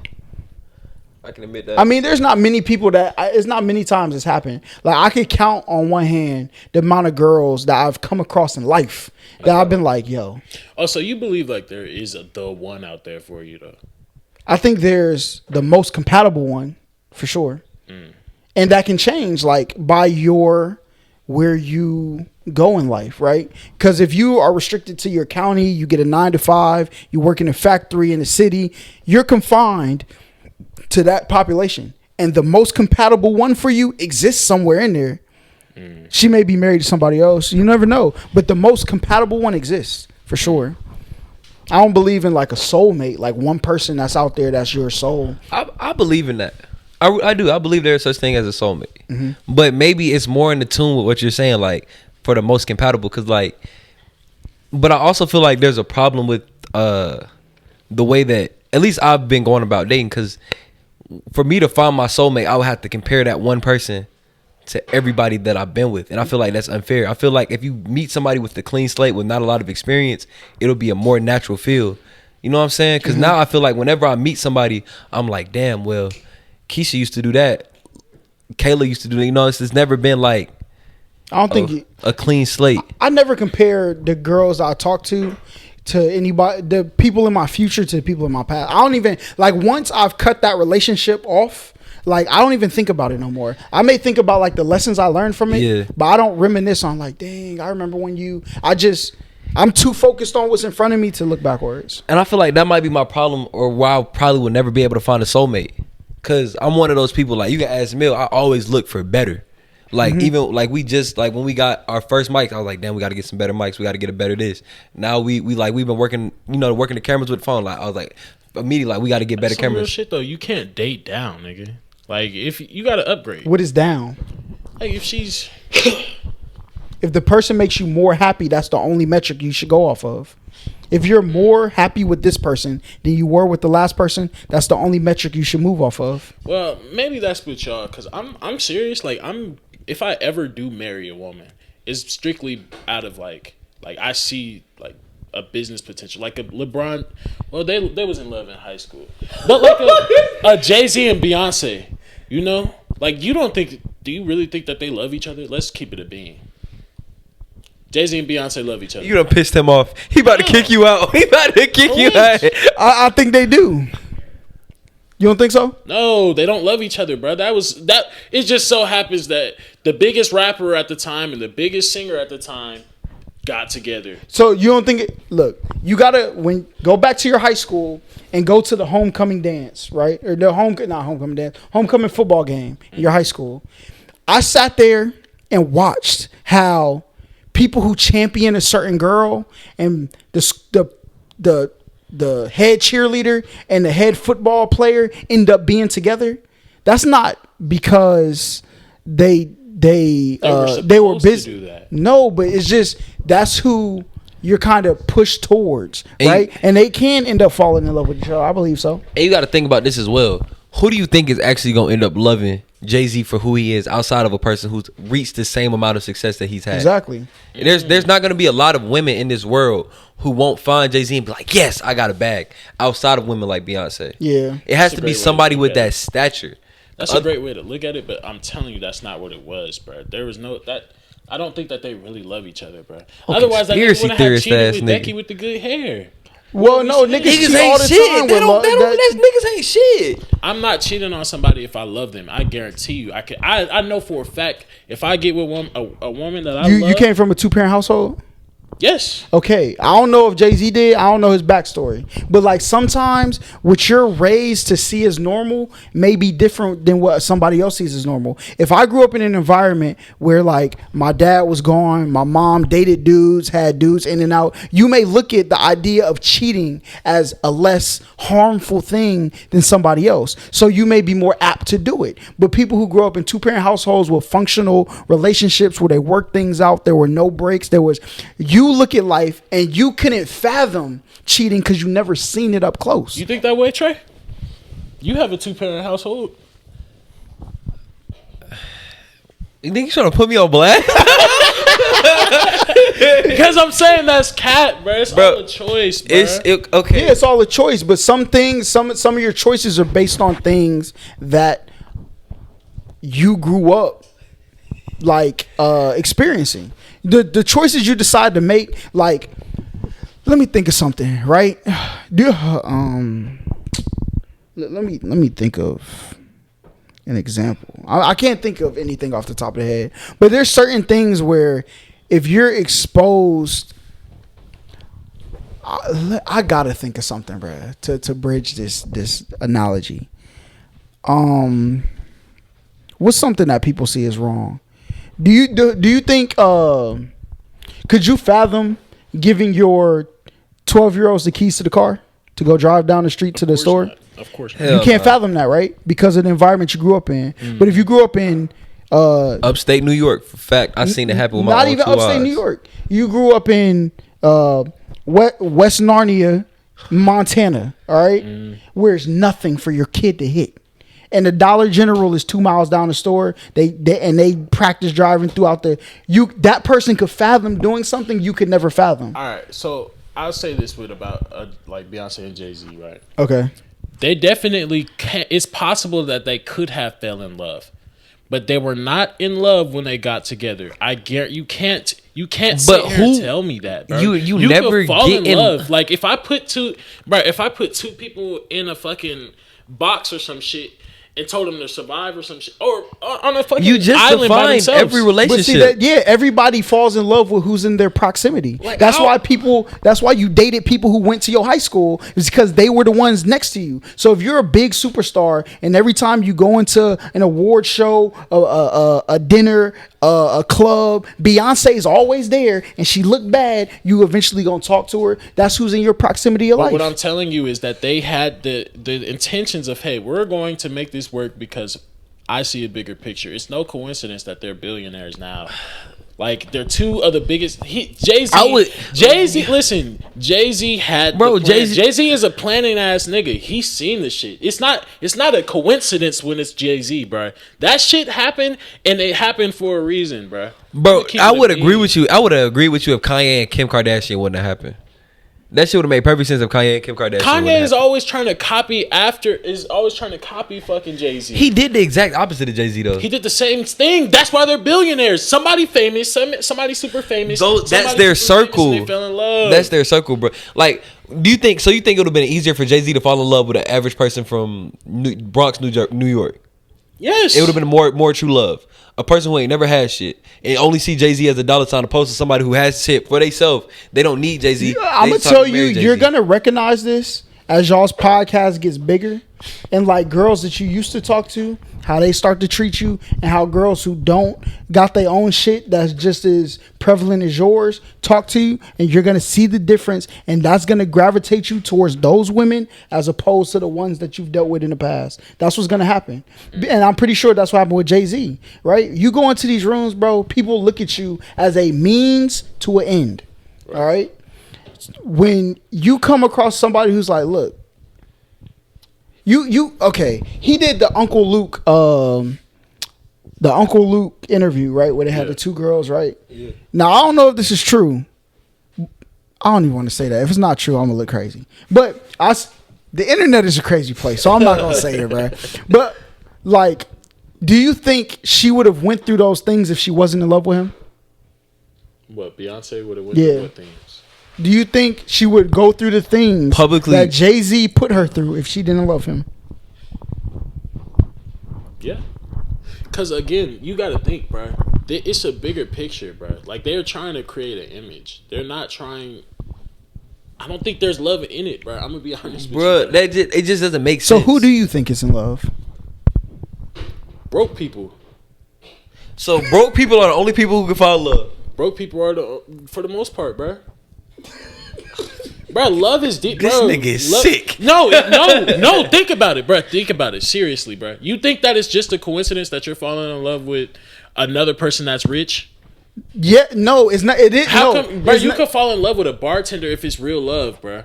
You can, but listen, You're looking at it from the aspect of that, like, I don't see how you're seeing it. Yeah, it's because the reason people like that at that status, oh, you got this, is because you can still go to the bar and look at somebody and be like, they give you a type of conversation somebody else may not get.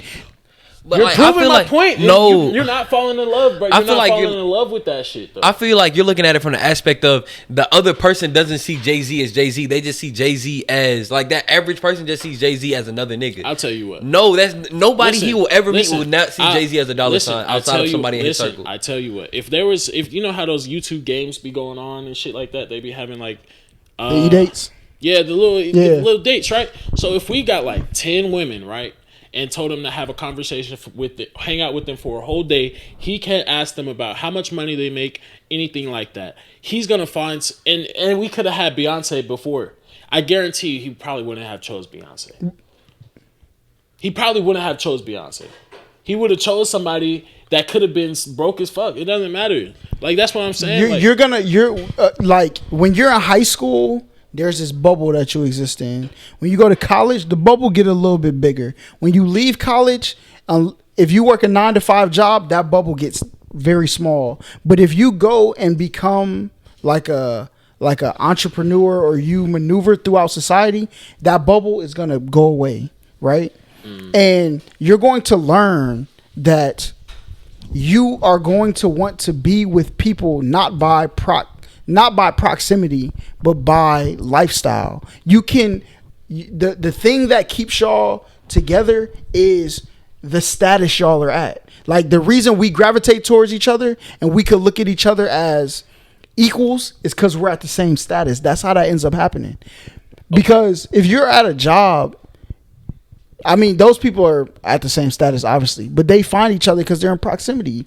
Old dude from accounting smashing old girl at marketing because they work at the same job. If they didn't work at the same job, they probably never would have talked to each other. So before I ask this, right, I just want to know, well, before I say this, I want to ask y'all, what is your definition of real love? And then I'm about to say it, and y'all need to answer, right? Yeah. 'Cause I think real love is like, okay, so you mean to tell me if they're really in love, right? If you're really in love with somebody and you're saying this bubble and all this other stuff, right? You fall in love with them because, like, she relates to him. Yeah. So if she lost all relations, like, if she just, I don't know, something happened to her and she just became the brokest woman ever in the world, right? You think that if they're really in love, he's still going to be fucking with her? Yeah. But that doesn't really play into Yes, it does, bro. what I think about real love. Like, so okay, yeah. What is real love to you then? like, real love is, I feel like even if you really love somebody, you still have the ability to let them go, because real love is just the embodiment of being able to care about somebody enough to know what's best for them. If you know that you're not what's best for them at that point in time, then it could be like you could really love her, but you just gotta let this shit be because you're not what's good for her. If you really love her, let her walk. That's true. My last relationship was the same way. Okay. The biggest love, right? Who loves you the most? Your mother. She lets you move out the house, don't she? Loves you? She lets you go build your own life, right? Is she gonna stop fucking with you though? No matter what you do, she's always gonna be there. It's unconditional. That's not true. Real love. Kendrick Lamar made a song called "Collect Calls," where his mom testified, put him in jail, all right, because he wouldn't leave the streets alone, all right. Maybe they didn't have a bond, but you love your mom and your mom loves you, obviously, right? So you don't do you think that there's anything that you can do that your mom will stop loving you? So do you think romantic love and love is different? But what I'm trying to get at is, like, real love ain't going nowhere. No, that's a misconception. You're talking about, okay, look, no, I got you. I thought about this long and hard, all right? Love, look, love is like having a rose, right? Okay? This is what love is. You have a rose. Now, I could pick this rose up and take it with me for the rest of my life, but then it would die, all right? Because it's not in the soil that it's in. You're thinking about possession. That's what possession is. Let me take this rose and keep it with me for the rest of my life. There may be a point in time you got to put this rose down and keep moving on your path, because is not meant to move on with you. That's what he's saying. So like, it's best for me to let you go. Loving somebody is wanting the best for them. And sometimes when y'all grow on a life path, y'all may come to a fork in the road where you go this way and I go this way, and that's what's best for both of us. I don't want that to happen though. I don't want you to go, baby. Now we found the root of his baby, where you going? Baby, where you going? But I feel like nobody wants that to happen. Yeah, nobody wants that to happen. That's why you do your best to grow together.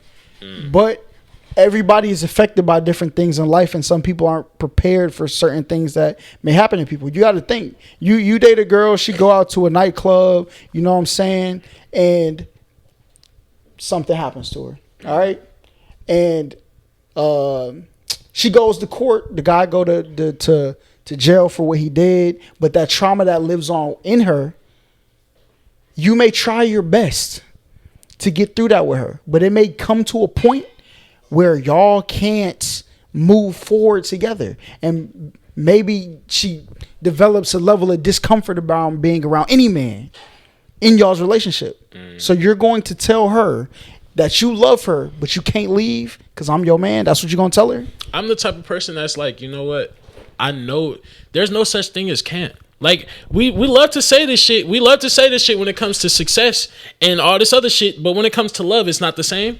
It's not. It is the same though. Because if you really want something to happen, if you really think that if you really want this relationship to work. But that's not love. Love is wanting the best for them. And sometimes you have to come to the conclusion that you're not that. And that's okay. But you could become the best for them though.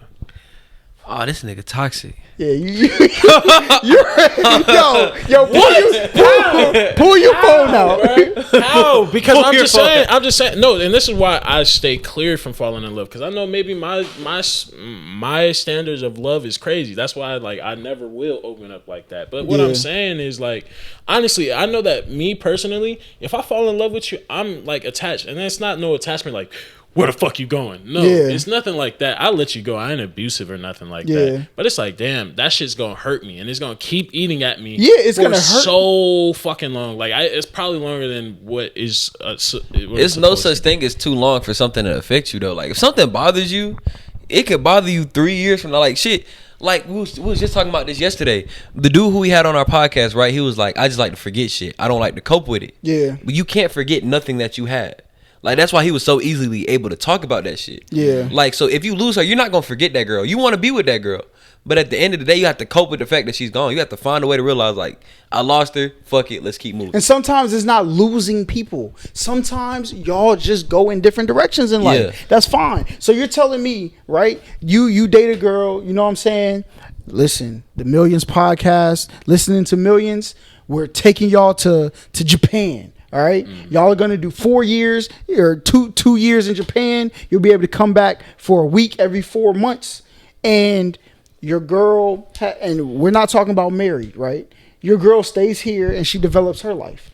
So you're telling me there's nowhere in that 4 year where y'all may say, maybe it's best for us to let each other go, and so you can prosper in what you got going on, and I can prosper in what I got going on. Like I said, there's no giving up. Like, I feel like I can do a long distance relationship, and I expect her to do the same. That's how it is. Like, all right. But what if she has certain triggers from her past that make it almost unbearable for her to go through that? You still gonna put her through it? That's the thing. People have certain traumas, and just going to one therapy session not gonna fix them. All right. And sometimes what you do in life may be a trigger for that. She may have grew up in a household where her dad stepped out all the time. He always had other women, and he would bring your mom around at the diner where he's cracking a waitress, and she may have grew up seeing that. Now she has a trigger deep inside of her, right? But you become a podcaster, you blow up. Now you got girls, you signing, hey, Millions, sign my titty. She can't go through that, right? I literally, what you're doing in your life, that trigger is too deep rooted for me right now. Sometimes you have to let people go. Maybe I'm not the guy for you to go forward. But you don't want to stay with her and try and work that out. Yeah, that's what you will want to do. But there may be a point where you say, maybe it's best because I love you. You either get caught picking between her and your dream. So you're going to have to abandon one of them. But you know why? You know why you say you have to abandon one of them? Yeah. Because you love one more than the other. If you love your dream, no. If you love your dream, you'll never give up on your dream. You'll never give up on your dream because why? You're gonna figure out how to make something work, right? Listen, watch this though. It's not even that, because sometimes me chasing my dream will be able to make me be the guy that you would want to be around. Because you know there's them armchair quarterbacks who hate, like, damn, I messed this one thing up in my life. I gave it up for whatever reason, and now I'm miserable for the rest of your life. So like, say you love your wife more than you loved your dream, right? So you say, I'm gonna work it out with my wife. I'm gonna go, you know what I'm saying, get me a regular job, something I went to school with. But say that reality turns you into this angry person who sits and watches the TV like, damn, I was right there. And then you start to grow resentment for that person, and it break y'all apart anyway. So maybe the best thing to do is you weigh your options, obviously, but like maybe the best thing for us to do is to separate. That's not saying we can't come back together later. Because if you was really meant for me, and you may not be what's compatible with me for the next 3 years because of the roads we're on, and that's okay. That's not saying 5 years from now, I may not hit a pocket in life and you hit a pocket in life where we do become what's most compatible for each other. But since I love you, I'm going to let you walk your journey for what's best for you. Yeah, I see it. I see it. It's just that walk your journey for what's best for you part. That's the one. You had me into that. It's just like, you can make it work. Like I guarantee you can make, and that's just how I would think about life. Like, if you want something, you have to work for it, right? Yeah. And you could get it no matter what. But you just have to be willing to be patient and work for it. And you can get a variation of anything that you want in life. There's some things that are just probably not going to be attainable to what you like. You could think like your goal in life could be having a mansion with 10 bedrooms, 10 long hallways. You can fuck all day. But what do you say? 10 bedrooms, 2 bathrooms, shit all day. Shit all day. Yeah. But you might not be able to get that. You could probably get 5 though. In the essence, you're still able to get a portion of what you wanted, so you still feel successful. So y'all don't think that y'all could get everything that you're thinking about? Like, what do you? There's not enough time in this world for me to do everything that I want to do. So you have to make sacrifices in that journey. Like, there's gonna be people who want to save the world. It's impossible. You can't save it in your lifetime. That's why people that are rich do so much. That the ones who think they're doing a good thing, they do so much to extend their life because they feel like I'm best equipped to save the world in their whichever capacity they feel like they need to do it. But there's not enough time to do everything. I want to make sure everybody that is in my family gets a house. All my homies can become rich. I want to make sure that I create a doorway that people will be able to go from poverty to where I am without going through the trip. There's not enough time in the world for that though. So I'm along that journey. You're going to have to make sacrifices. You're going to have to, this relationship isn't working for me. This friendship is not working for me. This business move probably is not going to be, you have to make the sacrifices. So you can't get everything you want. Even successful people, they preach to you, you can get anything you want. They don't even have everything they want. That's why they still going hard. Because if you had everything you want, then you would be chilling, right? But the fact that you never chilled to the day you died means you always went to sleep, waking up the next day saying, there's something else that I want tomorrow that isn't what you already have. So no, you'll never get everything you want. That doesn't sound depressing to y'all? No, that's life. It's life. So you have to make the best out of it. That's why some guys become miserable when they cut their dreams off. Once you cut your dream off, there's nothing for you to aspire to tomorrow. Now you're in the same redundant routine. That's why people be getting depressed. COVID got people in depression because life became a redundant routine for everybody. There was nothing to inspire to or aspire to, right? And sometimes that is what will drive people into depression.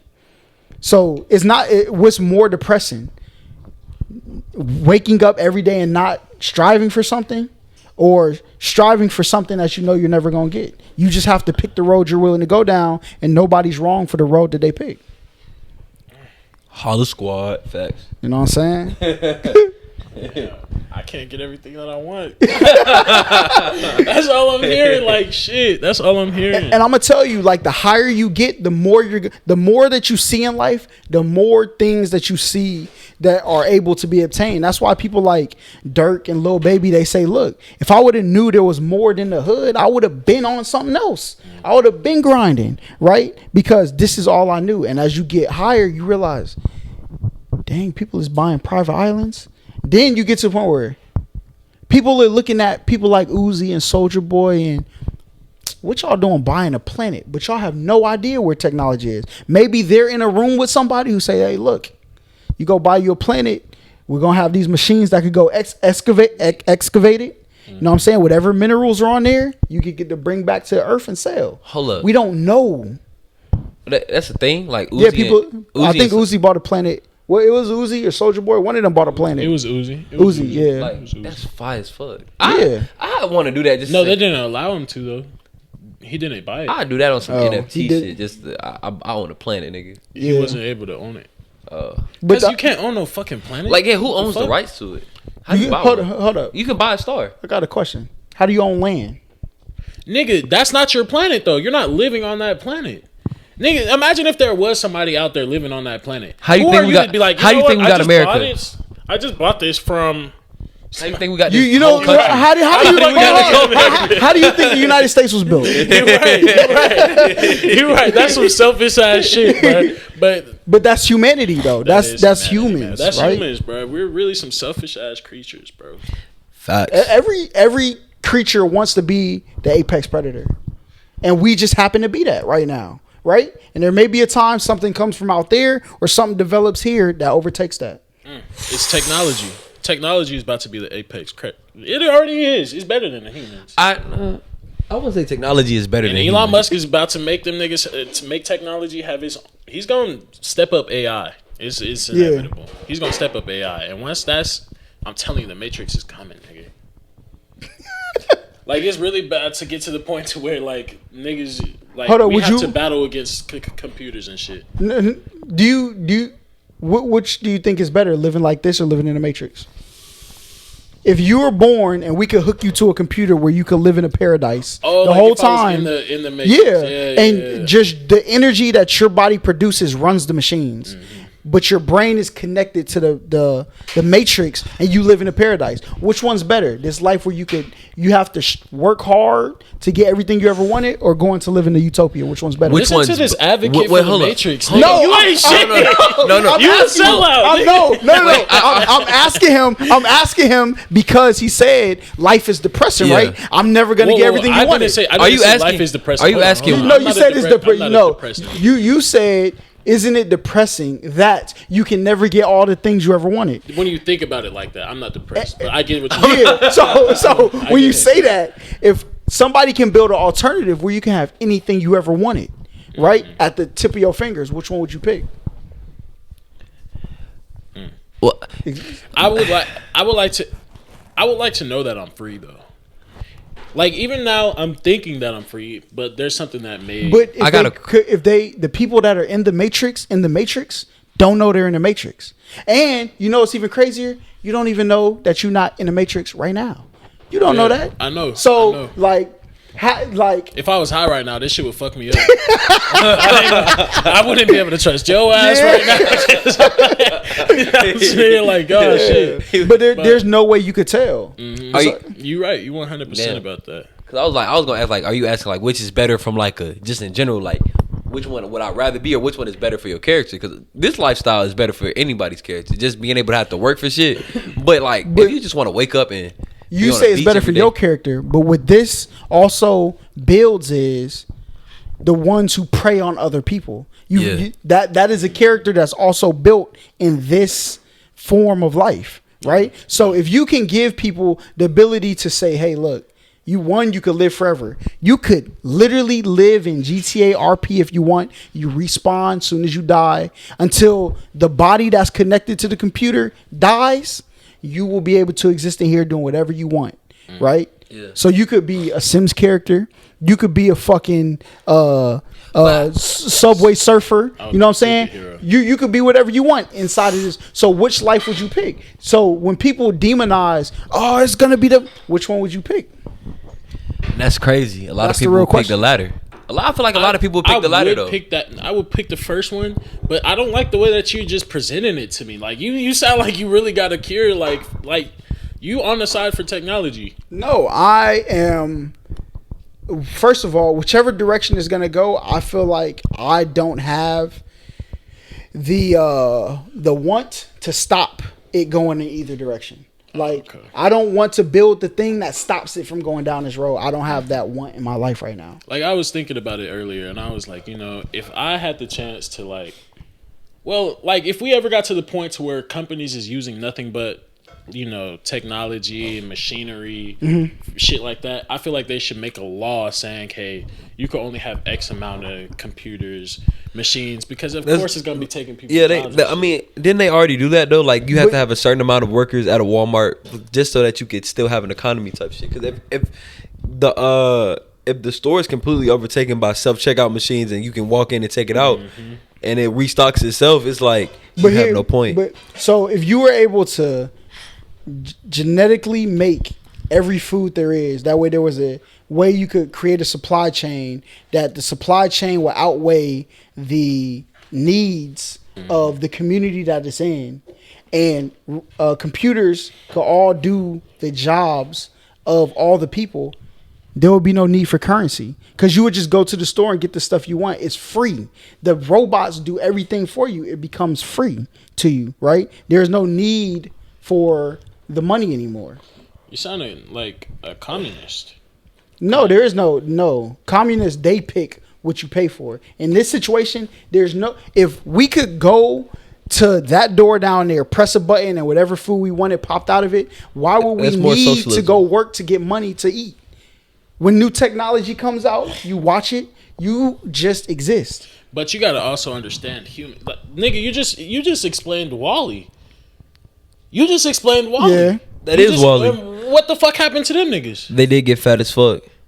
And True. like they didn't have a quality. Like it sounds good. That's what I'm saying. Like it really does sound good. Yeah. Everything Elon Musk is saying sounds good, but you have to take into accountability the negative aspects that's about to come from out of all this shit that you can't even see. And in that lifestyle, you said something like people were depressed as fuck when COVID was around because they had nothing to aspire to. Yeah. With that lifestyle, a lot of the things that we aspire, we need money. We need something monetary in order to get. And you know what that one thing's gonna be? What? Art.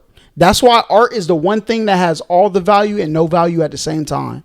Art is the only thing in the world that only has value based on what people give it. Food has actual value. There's things you can actually do. If I take this painting and I say that it's worth $0 to me, guess what it's worth? Nothing. All right. This food is worth nutrients to somebody, and somebody is gonna need it.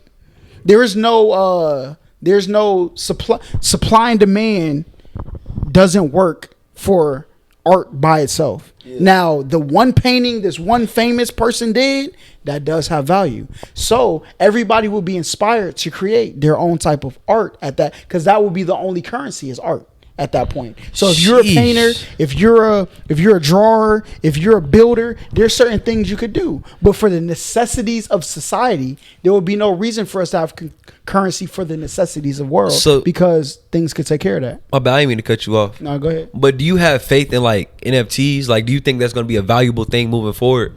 For sure. Me and Mill was having this whole conversation. Like, I don't think at least NFTs in the form they are now would be valuable at any point in our lifetime. Now, I'm not saying like in the future, but like, because I feel like it's banking off of the metaverse becoming a thing. You don't think the metaverse is going to become a thing? But and not even with the technology within the metaverse. The reason why I don't believe the metaverse it might become a thing sometime down the line, but not within our lifetime. Do you think there's anything that's replicable in your teenage years that resembled the metaverse? What, online gaming? That's pretty much it. My park. You went in my park. But think about this though. I can name at least 5 kids in every high school in my school. And I went to a private school that didn't have access to the technology to get to my park. Didn't have the latest 2K. Didn't have the latest PS4. You have to have the money to get that stuff. And like in the community that we're in Fort Valley, those people don't have the money to get the Oculus headset to go in. And that's why rich people get ahead, right? Because if you create the good business creates a need for something and then fulfills it. So until the Fort Valley residents can all go cop Oculuses, we're going to carve out this lane of creating digital art that you could put on t-shirts. You could put in your front yard. So say somebody creates this NFT and you can put it as your a shirt for your dog in the metaverse. When people start to get into the metaverse, they're gonna want that skin. We seen Fortnite do it. Yeah. Fortnite literally made skins and sold them for $9 a week, but people were buying it every week. But that isn't new though. Like that's not new. But that's what the NFT is. It's a skin for the metaverse. But we were doing that in Call of Duty. Like people think like Fortnite. When I was 15, 16 years old, we were doing it for Call of Duty. We was doing it for 2K. Mm-hmm. Every single video game has that aspect. It just became glorified with Fortnite because the kids was doing the dances and going to cons. I mean, people still do it in every video game and every you would even do it in stupid ass games like Sims. No, not Fun Run. You remember when everybody used to play Fun Run in high school? Like every video game had that aspect to it. I feel like people are overvaluing the aspect of Hold on. I got a question in the virtual world. The any skin in Fortnite, how much money do you think like the average skin generates? Shit, in revenue for Fortnite. Yeah. I mean, one skin. I think it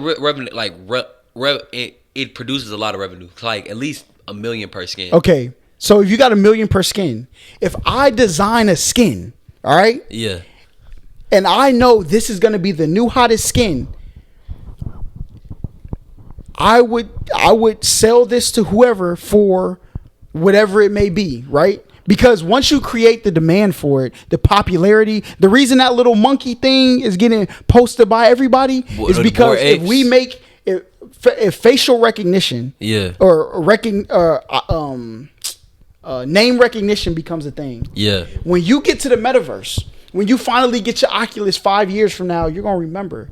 I remember them little space monkeys. I'm gonna go buy one, right? Yeah. So that person, all the hundreds of millions of people who don't got access to the metaverse right now, they're going to come into the metaverse eventually. And if I have the rights to the things that they buy inside the metaverse, I get paid for it. So this NFT may be worth $500,000.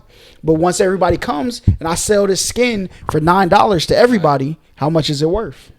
So my question to you though is, right? Well, both of y'all really, because I've done some sort of research, not too much, right? Yeah. But what y'all are making it seem like the metaverse and all this shit is just gaming. Like if it's a gaming aspect, I think it's gonna take off. Because niggas is always trying to find a way to have fun. But niggas, when I hear people talk about NFTs, they're making it seem like this is about to be like life, like this is outside of gaming. I don't think it's gonna be that. It is outside of gaming because what's one of the most. Besides Fortnite, what's the most popular game in the last 10 years? Call of Duty? Minecraft. Oh, Minecraft. Minecraft, what's the game? Nobody plays Minecraft the game. Some people do. They complete like the storyline of Minecraft. I didn't even know it had a storyline. There's an actual completion of Minecraft. But some people actually just live in Minecraft. They build a house, they build it, and they buy skins. They buy things to go inside of like their Minecraft game. Like, that's what the NFT will feel. Yeah. Just like everybody, when 2K drops, everybody go do what? Buy VC. To do what? Get you stuff for your character. And if you own the rights to the things that people are buying inside the metaverse, it don't matter if it's Sims. Sims is one of the most popular games in the past 25 years. Like, even if it's Sims, people are just living a life outside of the life that exists here. So, and they can be whatever they want. They can look however they want. And if you got the money to get the things inside of there, then that's how the NFT becomes valuable. So you think Metaverse is going to become life, or it's going to become a basically like another An hobby. escape. Like yeah. an He is escape. going to become an escape. That's for all sure. it is going to be. Okay, Because I don't can think agree it's- with that. Yeah, I could completely agree But with that. the way, But like, oh, my fault. Gary V talks about Yeah. that shit like it's about to be. Like we are gonna live in you're gonna eat, sleep, shit in the metaverse. Like that's not possible. That's the same thing they said about TVs, right? They said there is no way people are going to spend hours at a time in front of a picture box. There's no way, right? But what do? They built whole movie theaters off of people sitting in front of a screen. But that's It's the same. It's the same concept. damn. I'm sounding like my parents though. That nigga, I'm saying Yeah, we I'm- really it are just- sounding old fashioned. It sounds like it's an old fashioned application to the way that you perceive life and value. Because I'm thinking of the metaverse as like this. Like when you're in the metaverse, you put on your headset. You put on your headset every day. You wake up. You go to work. You literally live in it. But now that we're talking about it, I can see. What's the first thing you do when you wake up? Check your phone. Okay. Yeah. So you're already inside of a virtual the world. World Wide Web. It's the worldwide. Oh, there's no way this thing's gonna take over the. Now look at us. Yeah. Right. So the way you consume your media will be if I can go to the movie theaters with my friends without leaving my couch. Right.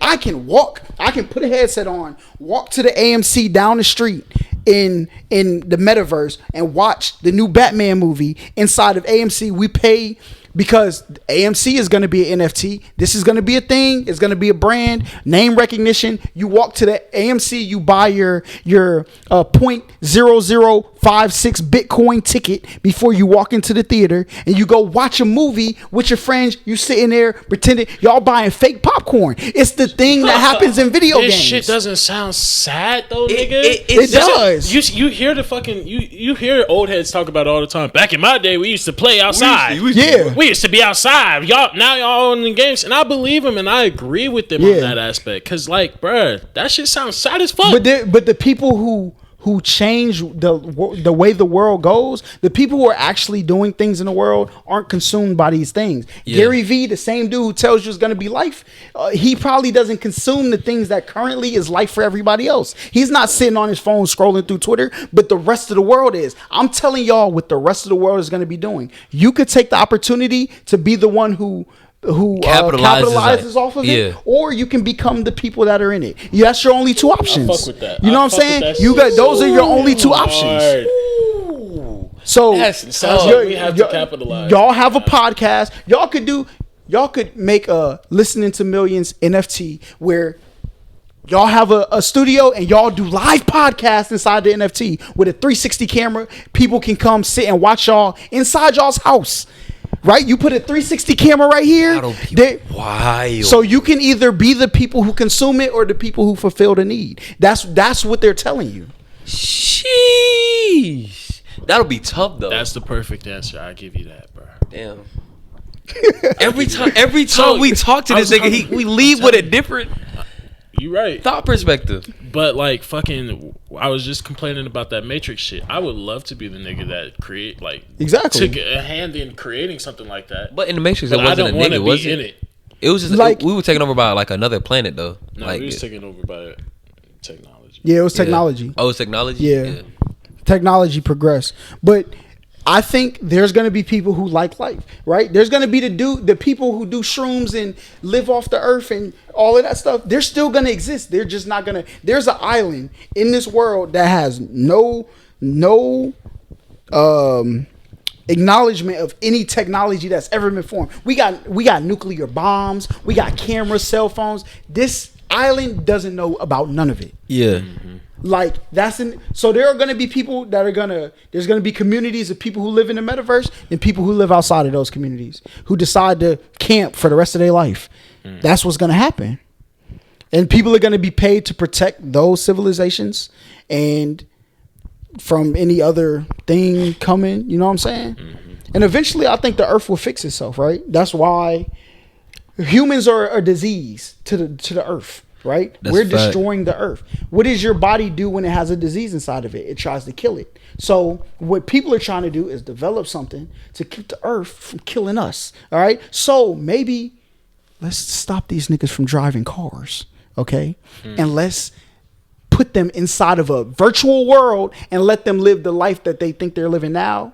right? With cars and we're gonna give them everything they want, and then we can reset where the earth needs to be. Who you talk to about This this? nigga's You a know salesman, somebody. bro. He knows somebody. It's either Somebody. Who you talk to? I'm telling you, bro. You really are. You have to be AI yourself. Listen. This nigga's going too hard. This nigga's going too hard for AI right now. Listen. Like, shit. I- Oh my god. Oh my god. Oh shit. This nigga's a genius. Fucking genius. In life, if you think anything happens for no reason, it's not the case. Everything happens for a reason. And that's why I tell you, like, them super rich people, there's something going on. There's something deeper than what we believe it is. Capitalism isn't going to fix the earth, right? So there's got to be something else. How else do we save what's going on? And the metaverse is a perfect solution in my eyes, right? Yeah. It's something everybody continues to live the life they're already living without the carbon footprint that we're putting on the earth, and we'll eventually be able to reverse all of that. That's what I think. That's only, if I was Elon Musk, that's what I think he would be doing it for, to save as many people as possible. But do you think? Well, it does say people. Because at the end of the day, you have to. People believe some people have to die for progress. It's the only way you maneuver through life. Look. How do we prevent the least amount of people from dying for progress? Pretty dangerous over here. But nah, it's real. Hold up, but you're Real. using. You're real though. Yeah. You saying some facts. You're using iPhones, right, to communicate with your friends, to set up podcasts so you can put a message out into the world that you feel like is going to save people, right? But that same iPhone is developed in a factory where people are getting paid so little and being under so much scrutiny that they're jumping out of windows and killing themselves, right? So those people are dying for you to be able to put out the message that you want, right? Like I said, I agree with you, bro. Like 100%. Matrix on the way, boy. I don't like that. I don't like that. I'm agreeing with this nigga 100%. I don't like it I either. don't That's why, agree with niggas 100%. bro. Like This shit is scary. I'm not gonna lie to y'all, bro. He the really only just fought person. for AI, and Bro. He just bought me, bro. the only person that can stump me and Million, like have us both just like wow, like. And I think it's because like what was I about to? I forgot what I was about to say. Been there before. Yeah, damn. I had something that, man. Fuck. Again, though, bro, I like it. The only thing that I am gonna have a grain of salt with is, again, bro, it's never gonna go as perfect as. Oh yeah, for sure. That's what Like, black. there's always gonna be somebody that's gonna take advantage of the system, that's gonna turn it and use it in their, for their own motives and shit like that. And then it's gonna be something bigger. That's just life. There's always gonna be some negatives to what. It's gonna be a negative to that. Yeah, shit. it's always a negative. Right now, you're not sounding like there is, but I guess No, I'm not saying. I'm saying the ideology of where we're going, because us becoming in a technology thing, technology world 25 years ago may have been looked at just like you're looking at the metaverse, right? And before that, when people were farmers and people's like, y'all are building factories, what the fuck are y'all doing? Yeah. There's some people that hey, look, y'all are heading down a bad road. Sometimes, like, people can become too intelligent for themselves. That's why I tell people who fight over on Twitter, I've learned that it's good that they fight, right? Because if they were to know how scary the world really is, if their scariest thing is a lady with blue hair screaming on the news, if that's what their picture of a scary world is, let them believe that, because the more you know, the scarier the world gets. So, Is it though? I think that knowledge is peace, honestly, bro. No, knowledge is power. No, knowledge is responsibility. Yeah. There's a bird. Once you know what Responsibility. Tree of knowledge, I get you. Yeah. I get you, like that tree of knowledge with Adam and shit. As soon as he did that, oh shit, I'm naked. That's a responsibility now. Yeah. Now you're responsible for clothing yourself. Yeah. But I don't think there's anything wrong with responsibility. Like knowledge, I think.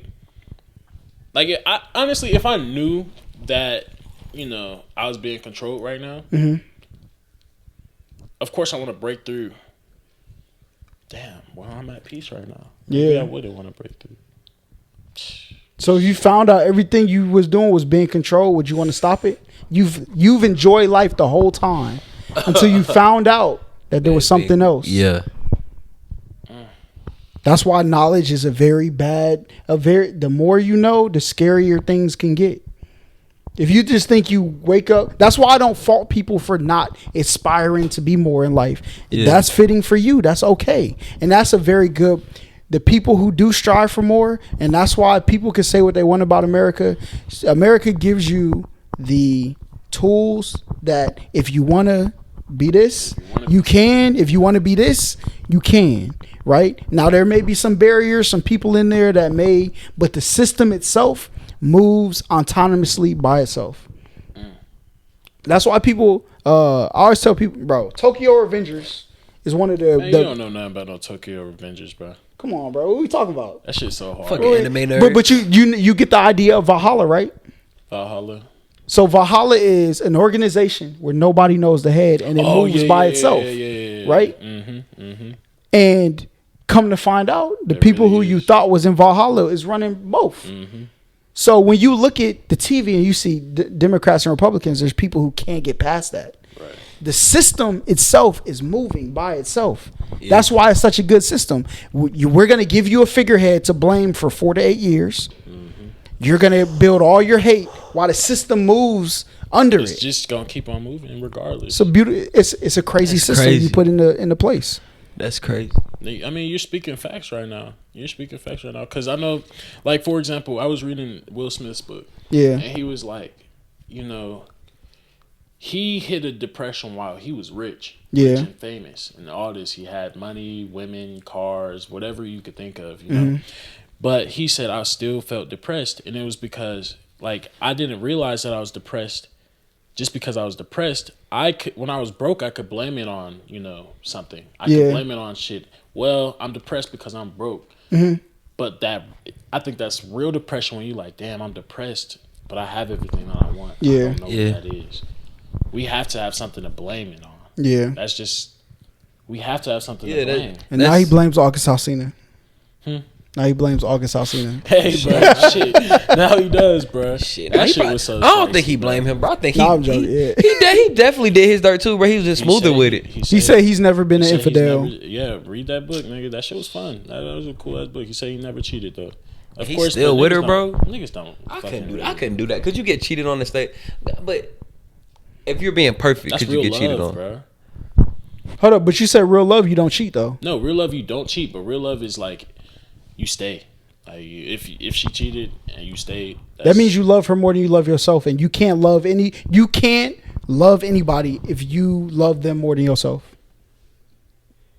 Because I'm a selfish ass person. I can't agree with that. Yeah, but that's selfish though. You can't say that. Because no, it's not. Selfish. I feel like loving me because I have to live with me forever. We're selfish though, bro. But no, that's not selfish. I don't think I can agree with that. That's selfish. I mean, at like base, it is selfish. You love yourself more than anybody else in the world. Yes, at the end of the day, that's selfish. It's damn sure not selfless, right? So you don't think in a relationship? I feel like both parties should love each other more than you should. Yeah, love each other more than you love yourself. No, you should be able to put because that's what in essence what a relationship is, regardless of what you're doing. Even when you're working with your boys, like it's something about me that I need to put aside so that we as a unit can move together and be successful. Yeah, but you got to take care of yourself first. So like I can't present you with the best environment if I'm not the best me, right? Yeah. So in me loving myself, I know that I have to create an environment for this person to stay in my life, right? Because you're what's best for me after me, right? Right. So I could get rid of you and still love myself, but I could be a better me if I have you around, right? So I have to take it upon myself to make sure that I create a space for you to exist in my life. So at the end of the day, you're still loving yourself more than, even though your actions may say you're doing everything for them, but you know you're the best you when they're around. So I have to do what I need to do to keep you around. I think a lot of people don't know that. That's why relationships fall off. It's still selfish though. At the end of the day, yeah, for sure. But life is selfish. I feel like that's what life is selfish. The number one thing in the hierarchy of self-preservation. The number one instinct we have is self-preservation. So you're gonna do what's best for you. Now, you learn morals and all of that stuff through what society tries to push. Society isn't natural. Society is something we created for the betterment of the people at the bottom. Yeah. Right? If we look at all of each other as one, we have to do what's best to protect the people at the bottom. Right? Yeah. So, yeah, it's selfish, but I don't know. And you think that this okay, so like this one, I ain't gonna cut y'all off, but this is going like a lot smoother than what I expected. For real? Like, this is our first time on somebody else's show. Yeah. So I was like, damn, like we have no control of what's going on. Like, yeah. I was kind of nervous for that, for real. I ain't gonna cap, but it wasn't as bad as I thought it was gonna be. Yeah. For sure. It's straight still. Yeah. But I was just saying like we're gonna get to the story times in about 10 minutes. I was just saying though, like, there has to be a God, because it's like, I don't think that, like, we don't just come up with that shit. Like, hey, we need to create a society. Yeah. We need to create this. We need to create that. I think, like, it's given to us or something. I'm gonna tell you my theory. I believe there's a God, but it's deep. But No, we're gonna do that off the podcast because that's like an hour-long conversation for sure. Damn. We already already has a whole theory. Yeah, for sure. Okay. Everything is a theory. You know what I'm saying? For people. Now, I think God exists for sure. I think the stories we hear are. The Bible is actually a very accurate book when it talks about the actual events. It may be worded in ways that we don't know, because you gotta think. If you were to, in 1,000 years, pull up Lil Durk lyrics, and he said, "I slide on the ops," would they know what that meant? Hell nah. So when we hear metaphors of the Bible, they may be, the wording may think, you know what I'm saying, it was something else, and people create these stories, but for the time, that could have been the way that could have been their metaphors at the time. Yeah. Right? Yeah, for sure. So I love the Bible, and I love all type of religions, because at the end of the day, like, society is built from that shit. Yeah. Like, America may be running away from like religion. At the end of the day, we have our laws here based off of religion. Like, we didn't know not to kill somebody if the 10 Commandments wasn't there. You think? Like, if the 10 Commandments was there, was not there, would we know not to kill? Yeah, we wouldn't, because we would know self-preservation. Yeah, we would know self-preservation. So I feel as if it wouldn't be our natural instincts to kill another human. But I feel like, to a certain extent, if you felt like in order for me to be my best me, the next man has to die. I feel like if there was no set of rules that saying, yo, killing somebody for that reason is completely wrong, there wouldn't be, like, you know. That's why I say society isn't a natural thing. Society is something that somebody wanted to be preserved at the bottom and ended up building. And the way you get people to buy into things is get them to have something to believe in. I think that's why we start to move away from religion. It's because we had the thing that got everybody to believe in something more. Now let's mold this out into the society that we want. Right. But I feel as if the further we get away from just religion as a whole, the harder it would be to maintain a society. Because a lot of people's sanity lies in religion. And not saying there's anything wrong with the people who like to do crystals but like, now people are finding other ways to believe in things to keep them sane. Like I said, we need something to blame. Yeah. Like, if anything, if somebody dies, we could blame God. Like, but what if we have nothing? You know what I'm saying? What if we have nothing to believe?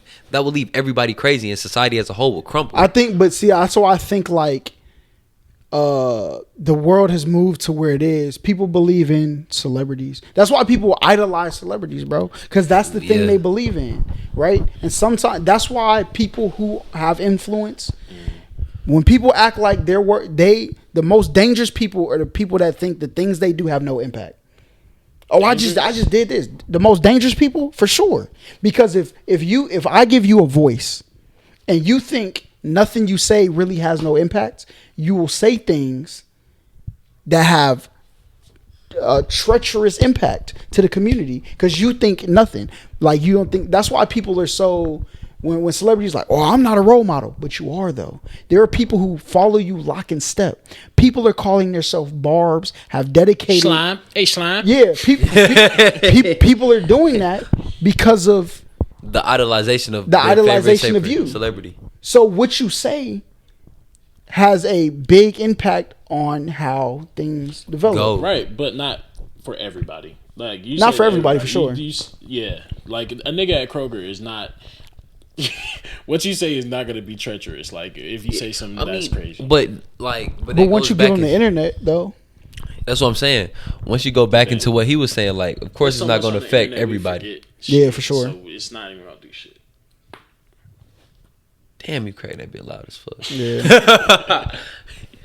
But there's also like, bro, like Hitler was in a pub, bro. He was a dude from Kroger. He stood up and he said, blah, blah. Next thing you know, that nigga running. A nation is behind his ass. So that's why when you speak, somebody's going to listen and they're going to follow, right? Yeah. And that person may regurgitate the things you say and more people will follow.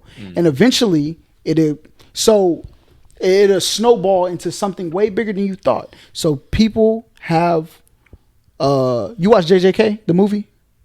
JJK. What does that stand for? Jujutsu Kaisen. I need to watch that. The movie's fire. Damn, y'all know about shit. I don't even know nothing about. When you know the what's his name? Not Gento. What is his name? You talking about Gojo? No. The dude who unzips. He the nigga that speaks. Yeah. When you find out why that power is like that in the movie, you're going to understand more why the things you say are so impactful. He's cursed. That all right. Is that good? And nigga, what? 10 out of 10, boy. Come on now. What we doing?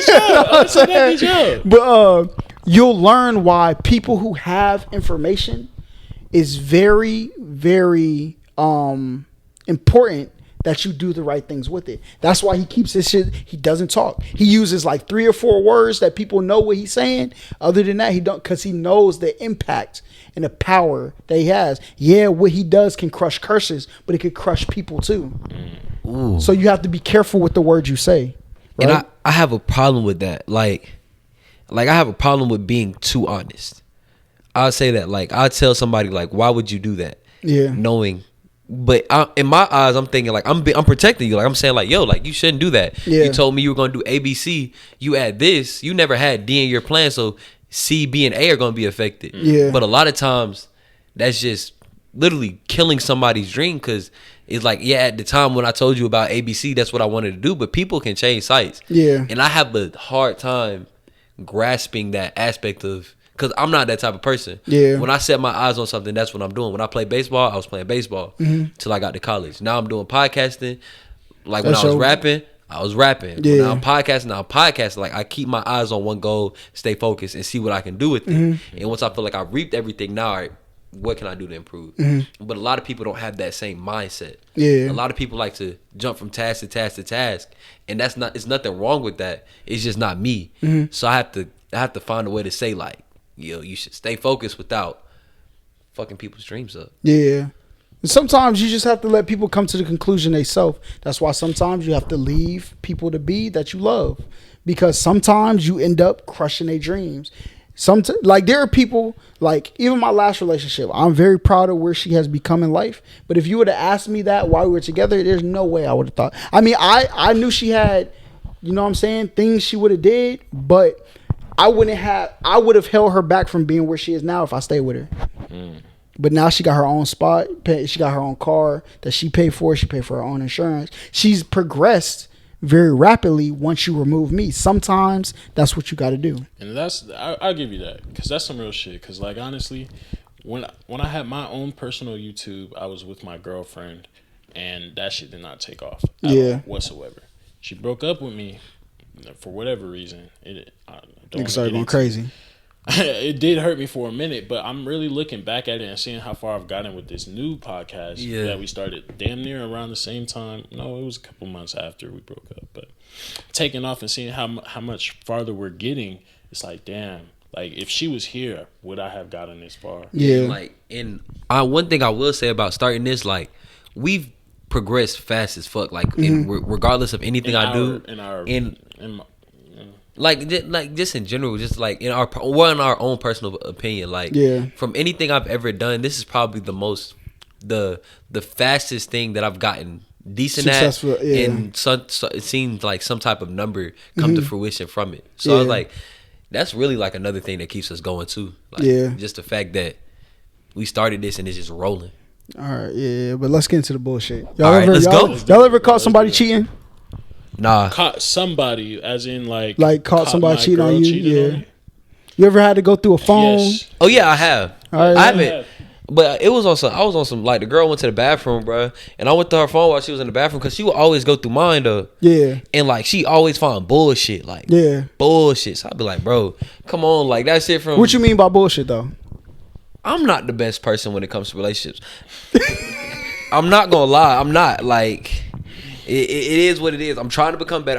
I feel like I became better over the past few months. Yeah. But before 21 or before 22, like from 21 forward, I was awful. Yeah. So like she would go through my phone, she'll see me sliding up on girls, Instagram stories, DM other girls. So I was like, shit, if she's looking for all this in my phone, what's she doing? Like, what's she doing? Yeah. She wasn't doing none of that, but it was just one name in that phone, and that one name absolutely pissed me off. Who was it? I can't say that, bro. Who was it though? You knew him? I knew him. Like I knew him. Like it was my boy. At least it was who I deemed to be my boy. Like What was they talking about? Like, you're so gorgeous, I can't wait to take you out. You still with that fuck nigga? Like shit like that. Your mans? My mans, bro. Shit hurts. On That shit my hurts. mans. Yeah, like, and I ain't gonna cap like we was the best of friends, but we was still like we played the game together type shit. Like we was cordial. And I was like, damn, like so at that point forward, like every time I see that dude, I'd be like, bro, like I don't like, he doesn't know that I know this, but I know it, and I'm like, bro, it's like I really don't like you, but like he'll try to dap me up, and I just So you be like, dapping him up? yeah, but I just be like, in the back of my head, I'd be like, Boy, I if you don't should put really your still- spine back in your back, boy, God damn, bro. ain't no way. like And is this like your most recent relationship? something like that, yeah. Damn, you gotta tell me that nigga name. I want to know. Something like that, yeah. I want to know. But like on some foul shit, like, damn, that's crazy. so yeah, Why don't you press that nigga, bro? it's not. I don't care. It's No, not, you know you don't it's gotta not the press man. him. Yeah, you don't gotta press him, but you need to let him understand, like, bro, That was. what is you shaking my hand for, nigga? You know what you was doing. But on the same hand, I couldn't be mad because it was all in retaliation. Not saying what he was saying, but what the girl did. No, fuck was the girl. retaliation. You're not with her no more. This Yeah. nigga is walking around saying, yo, my mans. That's my man. He dapping you up in front of people. Yeah. All right? He's giving the illusion that he's like, bro, nigga, you're a snake. And I know you're a snake, so stop talking to me, He's my making boy. you look like a clown, bro. But Like, yeah, that's true. because if you That's tell true. me his name and you fucking dap him up, I ain't gonna lie. I'm gonna look at your ass a different way. I'm gonna look at your ass a But different way. like you seen some times where I guarantee you seen some times like where I just walk by the nigga and just not say shit, just not even look in his direction. But like sometimes I just be like, if there's a group of people around, he try to dap me up, I just be like, all right, fuck it, and give him a little fist pump. But they ain't never know what's up, my nigga, like embrace type shit. Be like, all right, what's cool, and then Nah, fuck. keep moving around the room. I don't know you, nigga. My cutoff game is clean. Yeah, my shit. I'm My not ghosting- good at no, that. I say cutoff. I'm bad at cutting people off. But like my ghosting, like man, I turn it to. Nah. I'm damn near dead. I want for you real. more when I cut you I'm off. dead for real when I ghost. I kid you not. These hoes don't see me no more, man. And I'm so clean with it because like any of the girls that I hit, I don't follow on Instagram. Nothing. Like I make sure to not follow them like off rip, like straight off the bat. Damn, Just that's probably- because I like need to if they follow, take that like note. you know, if they looking at my likes or anything like that, don't trip. I'm not even following her. Yeah. Like that's the shit that I'm on. And then it just makes it so much easier. It just makes it so much. Like, come on. What? He posted this on TikTok. It's a dump, yo.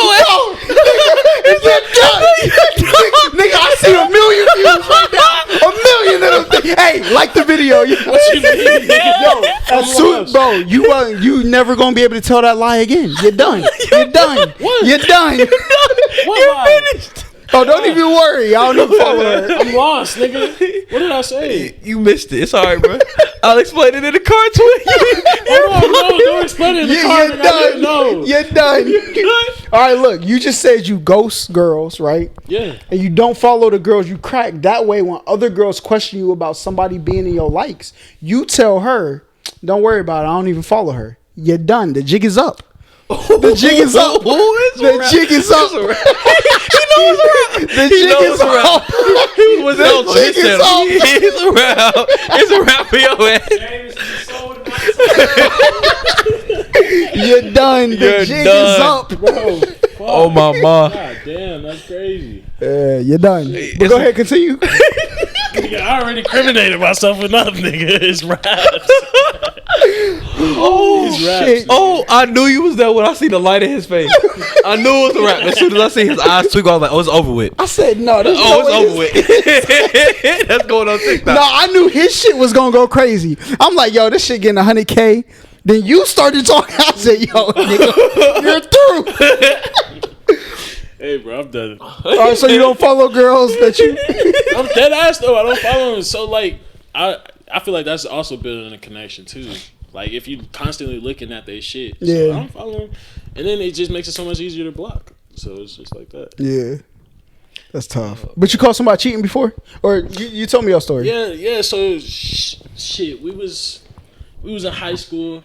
She did me so dirty. I hate that girl. To this He one day, of them bro. niggas. You got your heart broken 15. Now you can't trust hoes. Nah, It's I got my DTB heart for broke. life. I got my heart broke 2020. Oh, yeah. 2021. Oh yeah. Now I can't trust hoes. Now it's DTB for But real. anyway, yeah. So like, anyway, aside from the dirty shit that she did, like, I went through her phone and she was just sending twerk pictures to niggas, twerk videos, all that shit.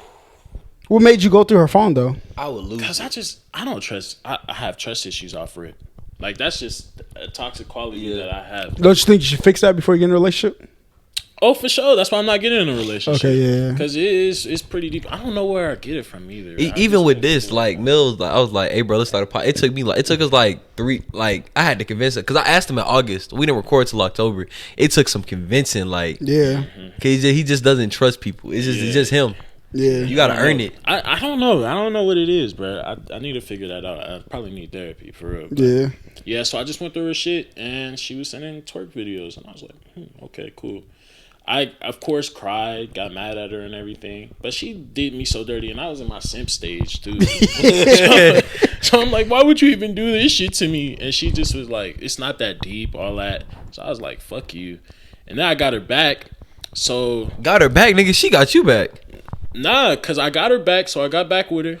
And then I did a promposal to a different bitch. Not a different bitch, a different woman. I did a promposal to a different woman. He's still talking to that Valentine's bitch. He's still talking to her. Yeah, not a bitch. She's a woman. You want a special one. On Valentine's Day. Yeah. Like we was still Valentine. She was supposed to be my Valentine. Yeah. Promposal to another girl on Valentine's Day. She was so hurt. Ooh, that was revenge. That was revenge, bro.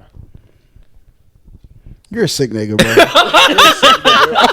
You're a sick nigga. They say revenge ain't sweet, but that was nice. That was nice. That was You a think nice she sentence. still remember that to this day? Maybe not, but I know she congratulated me. She was like, "Congratulations on your No, she probably- proposal and shit like that." I was like, "Thank you." You don't Or forget she's for shit the like street. that. There's some demons out here. She looked like she's one of them. Some girls, they lose relationship and are like, all right, fuck it, I'm about to go start fucking Yeah, again. she definitely shit. had that in her. She had that, like, I don't know. That shit was scary. You think that's the worst heartbreak you went through? Nah, the most recent one is the worst one I went through. What I don't happened with wanna that? talk about Damn. Nah, I'm still here. I feel can't even it. get him. He ain't even talked to about around us yet. Like we, For real? yeah. Still. How long ago was it? 2021. Like what month? It was like early. It was May. It's coming up, nigga. It was coming I feel it. coming up. Dang, you about to have a anniversary of the day. That shit hurt. That shit hurt. She cheated. Nah, she ain't even do all that. Like okay, like with heartbreak, with cheating, I kind of got over the girl that cheated on me because Yeah. it was like you didn't love me, Yeah. but like just like leaving me alone. Like Oh, she ghosted you? she did ghost me, but she just like all of a sudden just like stopped loving me. I was like, shit. Yeah. Like, damn, I thought I was doing everything right. Yeah. That's the worst ones, I feel like. You really just don't understand what happened. And I just don't understand what happened. She just stopped fucking with me. I never caught her cheating. She never caught me cheating. I never cheated. he said he had to clean that up real. She never got. I never cheated. I just don't know, bro. I don't know. But Does she live in Fort Valley? Nah, she doesn't. But man, I had a little mental breakdown and everything. I don't even want to get into it. I'm not all the way there, but I'm healed from. That's what's up. For real. That's what's up. That stuff can be hard to go through. I ain't gonna lie. I never been in a position where I felt like somebody just like stopped loving me. But I do feel like I've gotten to a position where people were like taking it for granted for sure. Yeah. But it's easy for it because nigga, I'm the prize. So and I don't say that like because nigga, I thought you was the prize too. You just turned out not to be. You know what I'm saying? Mm-hmm. So it is what it is. But I do know a homie who did go through that whole like I don't know what happened. I'm pretty sure like if y'all have a conversation, you could probably get down to the bottom of it, like what actually happened.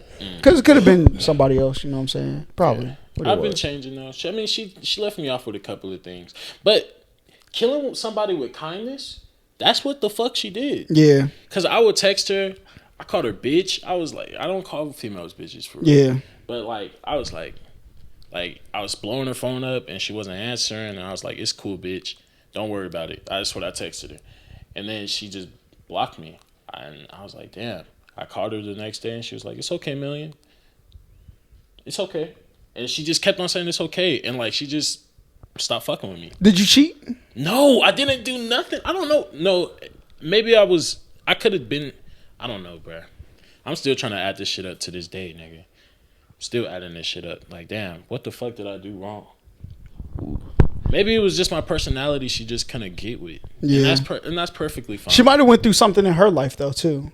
She could have went through something in her life. She could have found something better. I hope that didn't happen, but shit. Hey. Well, do you think you could get back with her though? Like if everything were to the way she been treating me, all cool like? I don't think so. Like I think she's like if there was still some anger there, I feel like that's still kind of love. Yeah. You know? Like fuck you. If she said fuck me, then I'd be like, okay, you still kind of care a little. Yeah. Like, because you care enough to say fuck you. You care enough to say fuck you. No. You care enough to say fuck you. I agree. It's to the point to where she's like, I don't care about you. Like, yeah, I think it's the fuck you is if you learned a certain relationship dynamic that I still love you. Right? Because if you're like the relationship dynamic, even though you called her a bitch, you know what I'm saying? Like, even though you I apologize too. I apologize too. Even though you could like, I would never go that far. Like, I would be like how she is, right? Mm-hmm.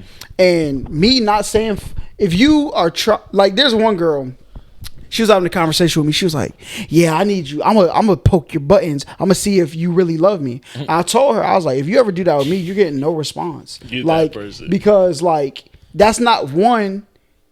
I love me too much and my peace of mind, and two, if I feel a good way about you, I'm not gonna blow up on you. Like obviously, you're going through something, and I'm just gonna." It's straight. I'm not going to... Fuck you don't mean you love them. Fuck you means they want to compete. They want to come back to the competition of disrespect. That's what it means. No, it means that they care, bro. Because if, Trey, somebody hits you up out of the blue saying fuck you, right? All right, bro. So the other day, right, this girl... long story, but a girl I used to fuck with my freshman year at college. On Twitter, like I don't follow this girl. She blocked me on everything, so I can't get in contact with her. I don't know why she said fuck you. Mm-hmm. I literally just opened my Twitter one day and it said set at 4:41 p.m. Fuck you. I'm like, I didn't even know I couldn't tell who it was from the profile picture. Yeah. So I had to hop on the L2M page and look at her Instagram, and I was like, yo, I wasn't even there. We had like a little fling my freshman year of college, and I was like, what the fuck? Like, why did she just say fuck me? She still cares. That's why. You don't care about that's 4 years. You think that's 4 years to care? Yes. You don't care about nobody. Like some people care about the idea though. Like somebody, you ruined my idea of you. Maybe she really did like you, right? Yeah. And like she sees you prospering, you doing a fucking podcast and all this stuff. Like, damn, this nigga just fucked me and left. I could have locked this nigga down. That sometimes is the idea of what you could have done for them. They don't give a fuck about you. They give a fuck about them, right? Yeah. So you never know. Like, that don't mean they love you. There's so many... It could mean they love you. Some people express that because that's what they know. Like, arguing and fighting, that's their way of love. I got friends who show love with each other. I could never do that shit. Mm-hmm. But it doesn't necessarily always mean that they love you. They could just love themselves more. And they think me triggering you to want to come save me as the damsel in distress will get you back here, and I can go back to benefiting from the things I got from you. That would... It sounds like she has some opinion. pussy. I like that toxic love, like that toxic sex. Oh my God, this nigga said sound like she did. That though. toxic I'm not sex. gonna cap. She did. It was That's fine. what I'm saying. She did. Bro. That toxic sex really is the best sex. No, the best sex is nigga. Nothing can fuck with our relationship. I fucking love you. Sex. Kind of boring. That sounds kind of. Nah, like you ever been there? Yes, I have been there, and it's cool. But like that toxic sex, like argument I know sex, I'm not supposed to be fucking. like with you. angry, like why are we doing this right now? It's Type like, shit. I know I'm not supposed to be fucking with you, but come here. Wow. Like that shit is amazing. Yeah, bro. I can't. Nobody can make me angry and have sex with me, bro. It's not gonna happen. Oh shit, it's easy. Right, I get. So you, But you- we're hold on. me and Mel never had easily angry triggered though. sex? One Hey, time. That shit wasn't good. That shit was fire, wasn't it? I mean, it was alright. Oh. It wasn't the best though. I'm not a toxic person though. I'm not toxic either. person. No, you're I, toxic. I perform my best when I'm at peace, right? Okay, I feel and you. I need somebody who also performs their best when they're at peace, and that way we could be at peace together, and our sex could be just as good But as sex toxic sex. is like feelings, bro. So like I like feeling like a whole bunch of different feelings. Like damn, I fucking hate you, love you. You make me happy, but then again, you make me sad. That emotional, passionate sex. That shit is amazing. See, bro. but some people also exhibit that in like their friendships, relationships, and stuff. I'm not that type of person, but what I am though is competitive, right? I'm competitive. Competitive sex with somebody who loves you just as much as you love them. Like, oh, nigga, you nutted in 2 minutes. All right, I'm about to make you nut in the next minute, nigga. Like that is way better. Like I'm competing to make you feel better than you make me feel, and we're gonna compete on that. When you have that, sex is way better than toxic sex, for sure, 100%. Those type of relationships are better. I'm not that competitive. You make me nut in 2 minutes. All right, let's go to bed. See, I'm like, I can't go out like that, bro. Let's go to sleep. Fuck Fuck it, it. I I'm can't go out good. like that either, man. I can't go out like that because I'm be like, no. I still beat though, nigga. I don't give a fuck. See, that's how you feel. That's not how my feelings towards sex. So maybe toxic sex is what brings out the competitive nature in you. Toxicity don't do that for me. Yeah, like you got a point. Yeah, I perform my best when I can trust the people that I'm around, right? I feel and you. if in a relationship, in the dynamic of sex, if I know you fucking with me, I'm fucking with you, everything's solid, and we are going to make each other feel the best possible, that's when I perform the best. But you also got to see like the difference in maturity here, man. Like there's like a line right here, nigga. Yeah. Like, you're very mature, my Yeah. nigga. Like but I always was like that though. Yeah, That's why I only had toxic sex one time. I'm growing It was- into it. I'm definitely growing Yeah. into it. I got to get there. I think maybe y'all just haven't found nobody that y'all could connect with like that. I That's feel maybe you. what it is. Yeah, Yeah. I guess that could be it. That could be it. Cause like that crystals body aligning, orgasming at the same time, that shit real, bro. And when that happened, Hold on, what you mean crystals, nigga? You using crystals? well, no, I'm saying because you remember you brought some people believe in that stuff. You know what Yeah, I'm I saying? brought Bodies that up, aligned, yeah. the Body, chakras yeah, and yeah, shit. yeah. Something about that when the energy is aligned, that shit is different, bro. That shit will have you like standing on your balcony with the wind blowing past your face type shit, boy. I'm telling you. butt naked. On God, bro. Butt naked on the balcony. On God. Looking like Superman. Like your blood flow differently through your body after something like that. I don't know. Oh, man. My blood be straight after toxic sex too. What's your We'll most see. down bad story? Define down bad. Down bad simping. Shit. I ain't gonna cap. I'm a simp. I'll be the first to admit that. I'm a simp ass nigga. Like I can't even lie. Like I send paragraphs, blow phones up. Like that's me. If I really like you though. If I really like you. If I don't fuck with you, I'm not gonna text you back. But if like if you my girl and you not like giving me what I think that I need, like that's when that comes out. Or, I don't think that's simping though. you don't think so? No. I feel like it is because I mean I know at least the people who I go to, like my friends, they'll be like, bro, like why you stunting that? Like just do what you do. So that's why that's how I see it. Do it be altering your day though? Like damn, she not texting me back, bro. I don't even want to go hoop no more. It'd be like that. But it be on some shit where it'll definitely blow my mood. Yeah. Like on the way here, I was text somebody who ain't text me back, and I went from jolly and laughing to man, fuck, bro. Yeah. Blowing her phone up. So it's just that's just me. But What's I the can't get most somebody times to you stop. called somebody in a row? Ooh, 27. Damn, nigga. I was pissed. I was pissed on God. 27. I was pissed. Cause she had said some shit that like I forgot. I can't remember what it said, bro.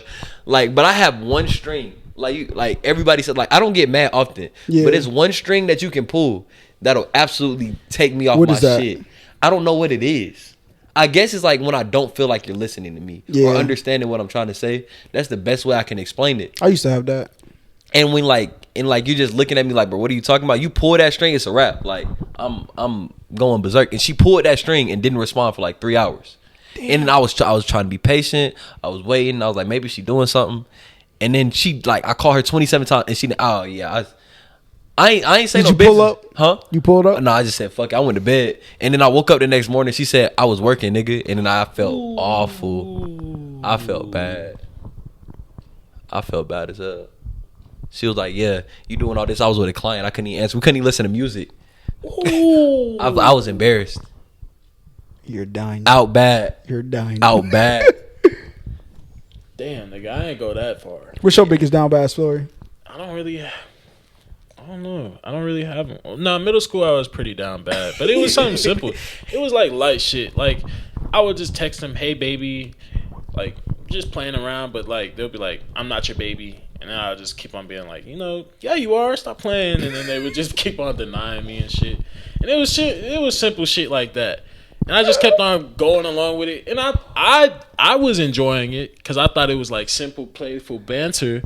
But they was meaning it, Like every time I'd be like, hey, baby. That's why you think middle school girls are evil. That's why. Everything has a backstory. Facts. It's crazy. That's why you think middle school. Bad, though. Like, it wasn't nothing that I can see how that could be scarring, though. Some wounds and some things aren't as blatant as you think they are. Like, but something like that could be etched in stone at like how you receive things because you went through that. What's the time at? 2:46. Oh yeah, we'll do like 20 more minutes. Ooh, it did get dark on us. Facts. Yeah, I was watching the sunset. That shit was kind of far. I was like, cause I could see the trees and they would slowly fade out. That shit was far. Yeah, you should see at noon or like around 3:00, the light shines through here and it's like shines right on that couch. Bro, I'm gonna take a pic like that though. One of these days, bro. That's gonna be a hard pic. I'm gonna drop that. God spoke to me today. Gonna be the caption. Caption gonna be sick. Type shit. You know what I'm saying? But yeah, I don't think I've ever been like down bad though. I don't know. I never cared about like pursuing a woman enough to be down bad. A lot of times I pursue, but. Like, I just brush it off my shoulder when I get rejected. See, like you said, like, you drink a little bit, I don't do none of that. So, a lot of times, the way I get my, like, little surge of adrenaline is by chasing women. I ain't gonna lie. Like, that's my vice. Damn. Like, sometimes I don't even want to fuck. Like, I just want to know that I can do it. Like, that gives me a high. He has that same twinkle. No, bro, look. I'm done. yeah, through. But nah, I don't think it's crazy.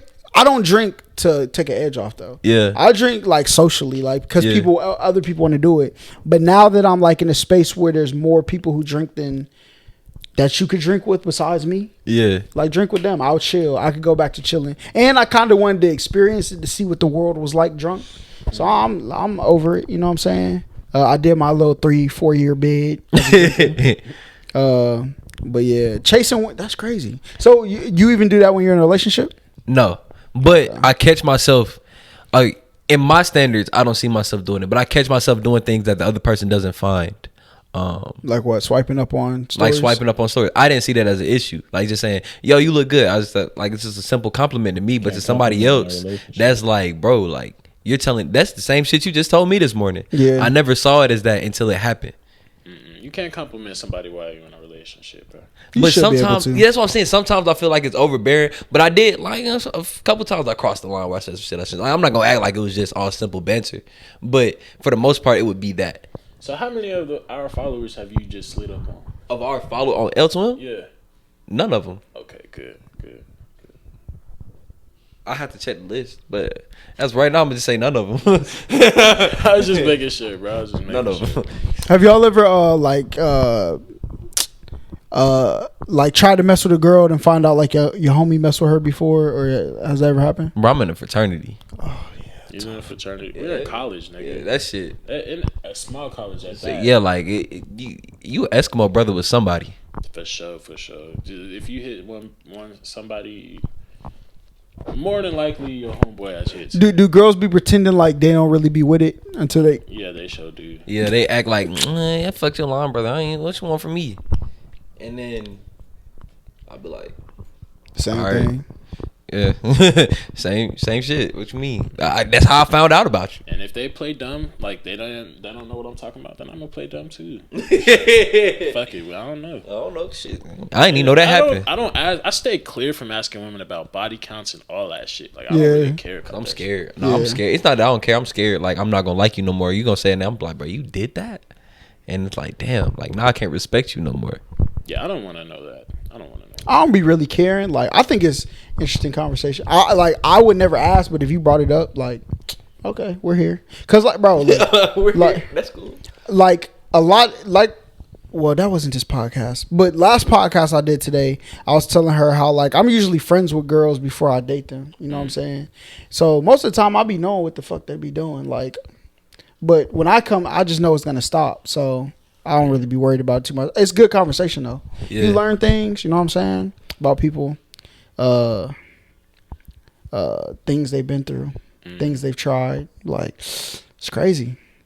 Oh, well, we still here though, you know. Yeah. I don't really let that stuff bother me. But what is are y'all the members of the grocery eating gang? Hell yeah, proud member. Are you talking about taking forks from people, bro? I ain't not as proud. I'm proud. I ain't as proud, but I have dabbled. I have definitely dabbled in a couple of groceries. I'm not saying like I eat everybody ass, but you need that one special one. You gotta have it, cause not every nigga's eating ass. You feel me? You ain't lying, nigga. Like you gotta feel me, but you gotta set yourself apart, bro. Cause not every nigga's eating ass. But girls be trying to throw it out there like all we need to do is get you to eat ass. Now listen, you're talking to a professional. All right? You're talking to a professional. Look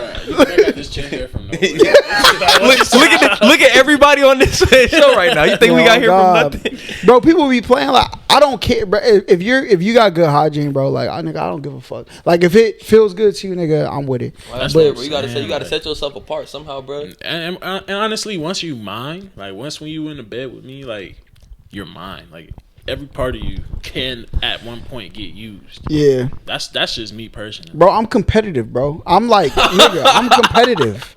Like I'm gonna make sure. Like once I lose that though, that want to be competitive, because once you start doing some other shit, like I'm gonna be like, then it's gonna be bad performances. You know what I'm saying? Yeah. No more 10 out of 10s. You about to be getting 6s, nigga. So how can you compete, right? How can you compete if like you're saying that you like a loyal woman? Like you're not.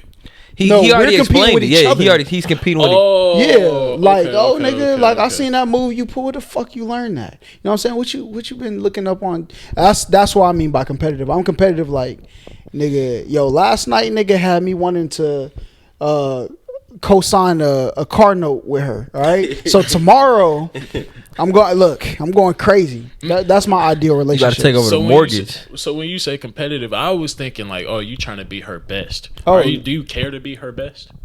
I'm trying to make the experience in front of us the best for you every time. That's what I think. That's a good answer. Like, so even if I was the best, even if I wasn't considered the best, like other people are irrelevant. I'm trying to make this session the best one. And then tomorrow, hopefully that one was the best one. And tomorrow I'll do it. I'll learn something else. I'll peep your little wiggle you did right there. That's the move. Right? So I'm gonna go to the move, pretend like I'm almost there, go back, then come back to the move and hit her with a finisher. You know what I'm saying? Strategy, playing chess, not checkers. For sure. And you know what though? I ain't gonna lie, bro. Every nigga that I talk to is acting like they make women come. Yeah, they niggas be lying, like bro. Niggas like, but you never know though. Any nigga who say I be fucking female, ask the girl he fucked. No, you don't have to ask them. Any nigga who be like, bro, I be fucking mad bitches, bro, but you don't never see no bitches running after them. That tells you everything you need to know. I don't got no bitches running after me, bro. I'm telling you, bro. He's capping. I'm not gonna out this nigga, but he's capping. But I'm just saying though, like on some real shit, like niggas never act like they have bad experiences, bro. Bro. Cause you got to think about it, bro. Am I gonna sit here and let another nigga know that he might have ups on me in some form of capacity? Well, no, And that's the only place in the world where a nigga cannot be proven wrong. You know what I'm saying? Like if it's just us, it's no way that you can prove to me that my sex game with a woman is wrong. Is like you're better than me. Basketball, we can prove that. Football, we can prove that. Sex is the only realm of the male topic of conversation that nobody can debate. You just got to go off what they say. True. But niggas be lying, bro. Like, nigga, if you be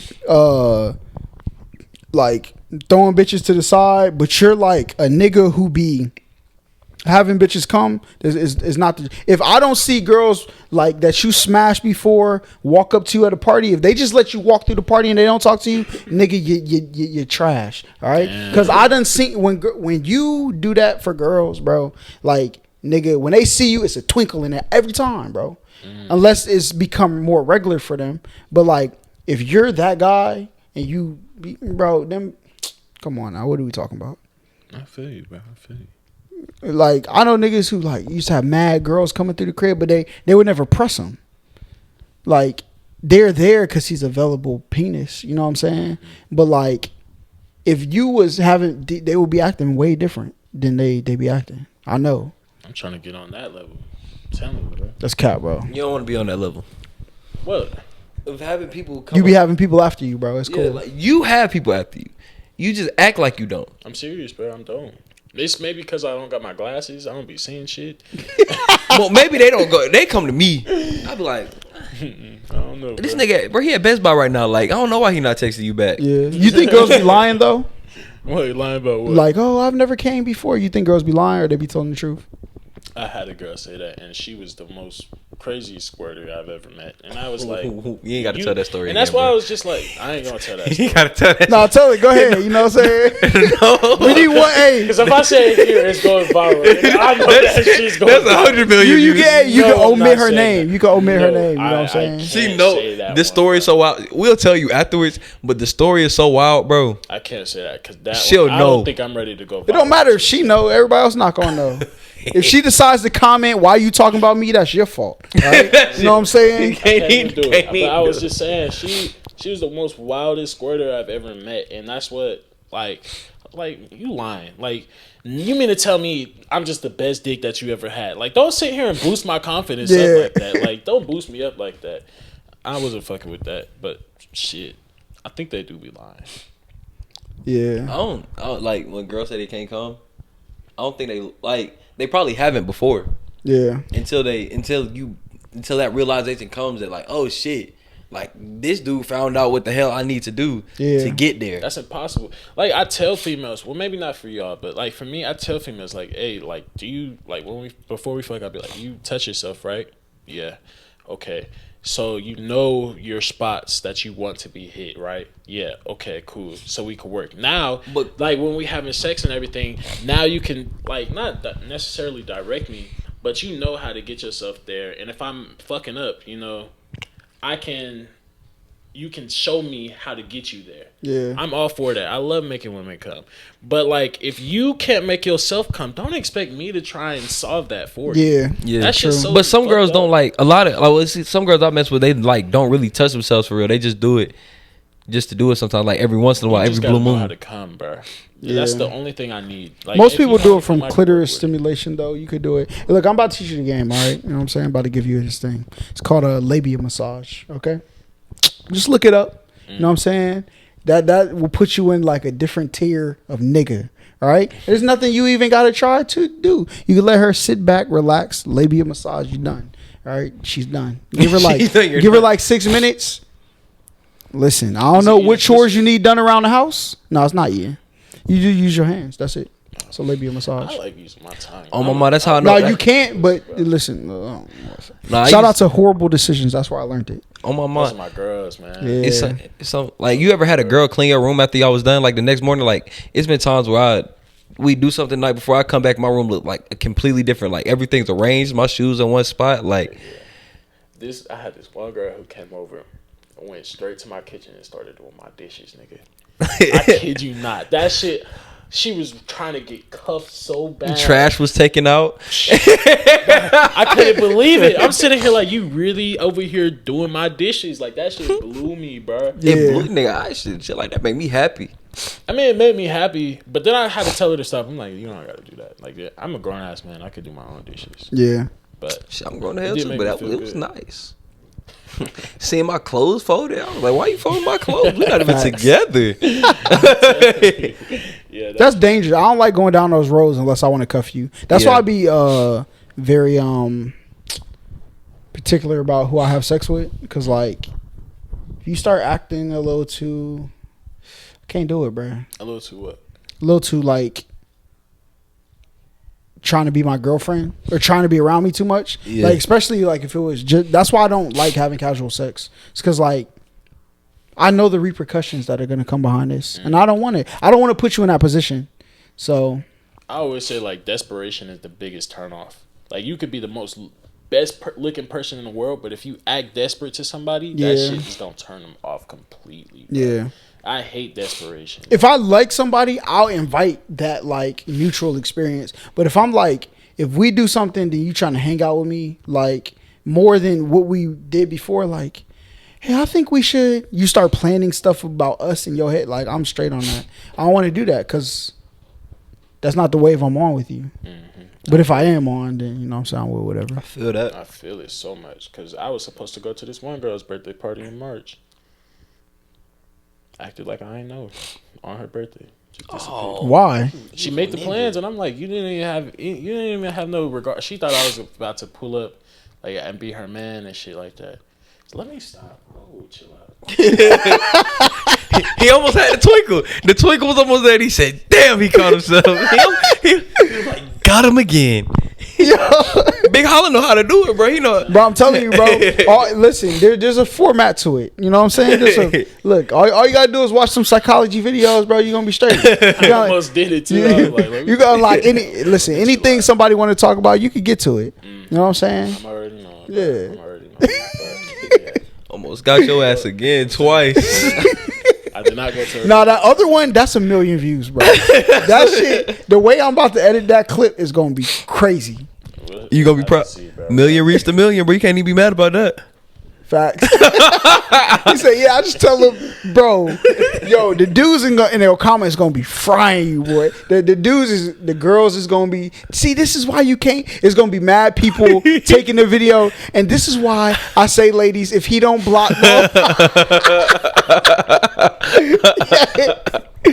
already know, bro. What? I'm gonna make sure I drop like a couple bangers before that to get my algorithm popping. You know what I'm saying? Whatever you say, man. Whatever you say, man. But what's y'all's goals for 2022? Listening to millions. Really, realistically. Real, like, you want numbers or just like ideologies? What are your goals? Whatever they may be. So I'm a numbers guy. So like, I want to be able to reach 1,000 subscribers by the end of the year. 10,000 followers on our Instagram page, and like the same amount, 10 to 20,000. What y'all like on Instagram? Like 300. Nigga, if you don't make bigger dreams, my boy, 1,000 by the end of the year. Yeah, that's crazy. 1,000. No, I meant 1,000 YouTube subscribers. That's still little. What y'all at now? We're like at 75. Man, nigga, listen. The summer is coming. All right. Yeah. YouTube may look like it ain't been popping. All right. Y'all drop them TikToks on your thing and shorts. Y'all are gonna be straight, bro. Yeah. 1,000 is no. You should like 1,000 by the end of June should be like the goal. Damn. For sure. That's the thing. That's what you think. We got to get on the grind there. Let's get it. Yeah. I think, well, it's easy for me to say because I've passed 1,000 subs 3 different times. Yeah. Right. So I know it's not as far as you think it is. If you like apply yourself, y'all are in a college, bro. Like, y'all are, man, what? Come on. 1,000, that's light. Yeah, we do. Yeah, we do got to start telling people, like, one thing, people come up to us, we assume that the student body knows. Like, I feel like a majority of the student body knows what we got going on, but I don't feel like a lot of them are like followed and subscribed, because I'll still see people who follow me on my personal page but haven't followed, and they'll be like, oh shit, this is dope. Like, I'll post something, like, we'll post something that get them thinking, and they're like, oh, they'll like and follow that same instance, like just that type shit. Yeah. So I guess we gotta just tap in like more. Have you followed us yet on site shit? Get them to sub to you. You know what I'm saying? Make sure people are tagging y'all when they post stuff. Telling stories is good though, because you could, as much as bro, I'm gonna be honest. Like, even the squirting girl, you ain't want to tell the story. You think girls don't like that? Girls love the attention that they get from shit like that, bro. You don't want. I'm telling you, this. That story's crazy. Like that story's crazy. They not gonna love this story. I swear to God. It's it's like a bad experience. Yes. Oh, yes. Top 5 words, like worst things I've ever heard in my life. Like the actual sexual experience or her? Oh, that's tough. Yeah, but we'll have to tell that story. As soon as we see him turn the camera off, we go in. Yeah, for sure. But what's your goals for the 2022? Shit, just make Listening to Millions like a household name around campuses, around Atlanta, really, and eventually. Well, that's realistically for this year. You know, I want us to be known. Yeah, that's my main thing. I just want people to know about us. That's about it. Yeah, I know that's super broad, but it's just that simple. I mean, I think good goals are pretty broad because you never know. You don't want to beeline down because you might go down the road and you be like, this goal isn't really it. Maybe I think broad goals is better goals. And I don't, now let me specify, I don't want to be known as like some lame niggas. That's what I don't want us to be known as.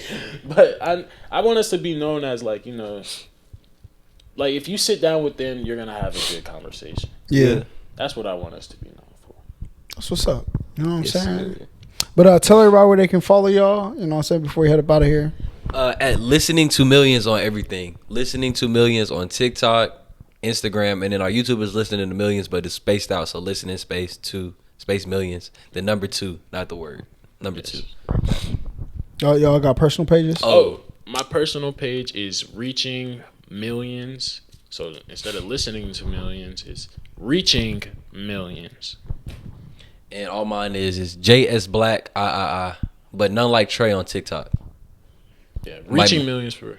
I make that my Instagram name, not like Trey. A little bit more simpler than JS Black. Yeah, it's crazy. I'm the third. He's the third though. He's the third. Oh, so, I. Yeah, so JS Black. That's my name, John. I thought you meant like how niggas from New York be talking. You know, so that's what I thought you did. No, JS Black. But it might be none like Trey by the time you see this video. Yeah, but listen, y'all make sure y'all follow them. I will link that down below. Listen, y'all might see them on TikTok pretty soon. All right, you know what I'm saying? Clips going crazy. Make sure y'all like, comment, subscribe. This podcast will be on Apple Podcasts, Spotify, Stitcher, all that great stuff. But until the next time we see y'all, peace. Peace.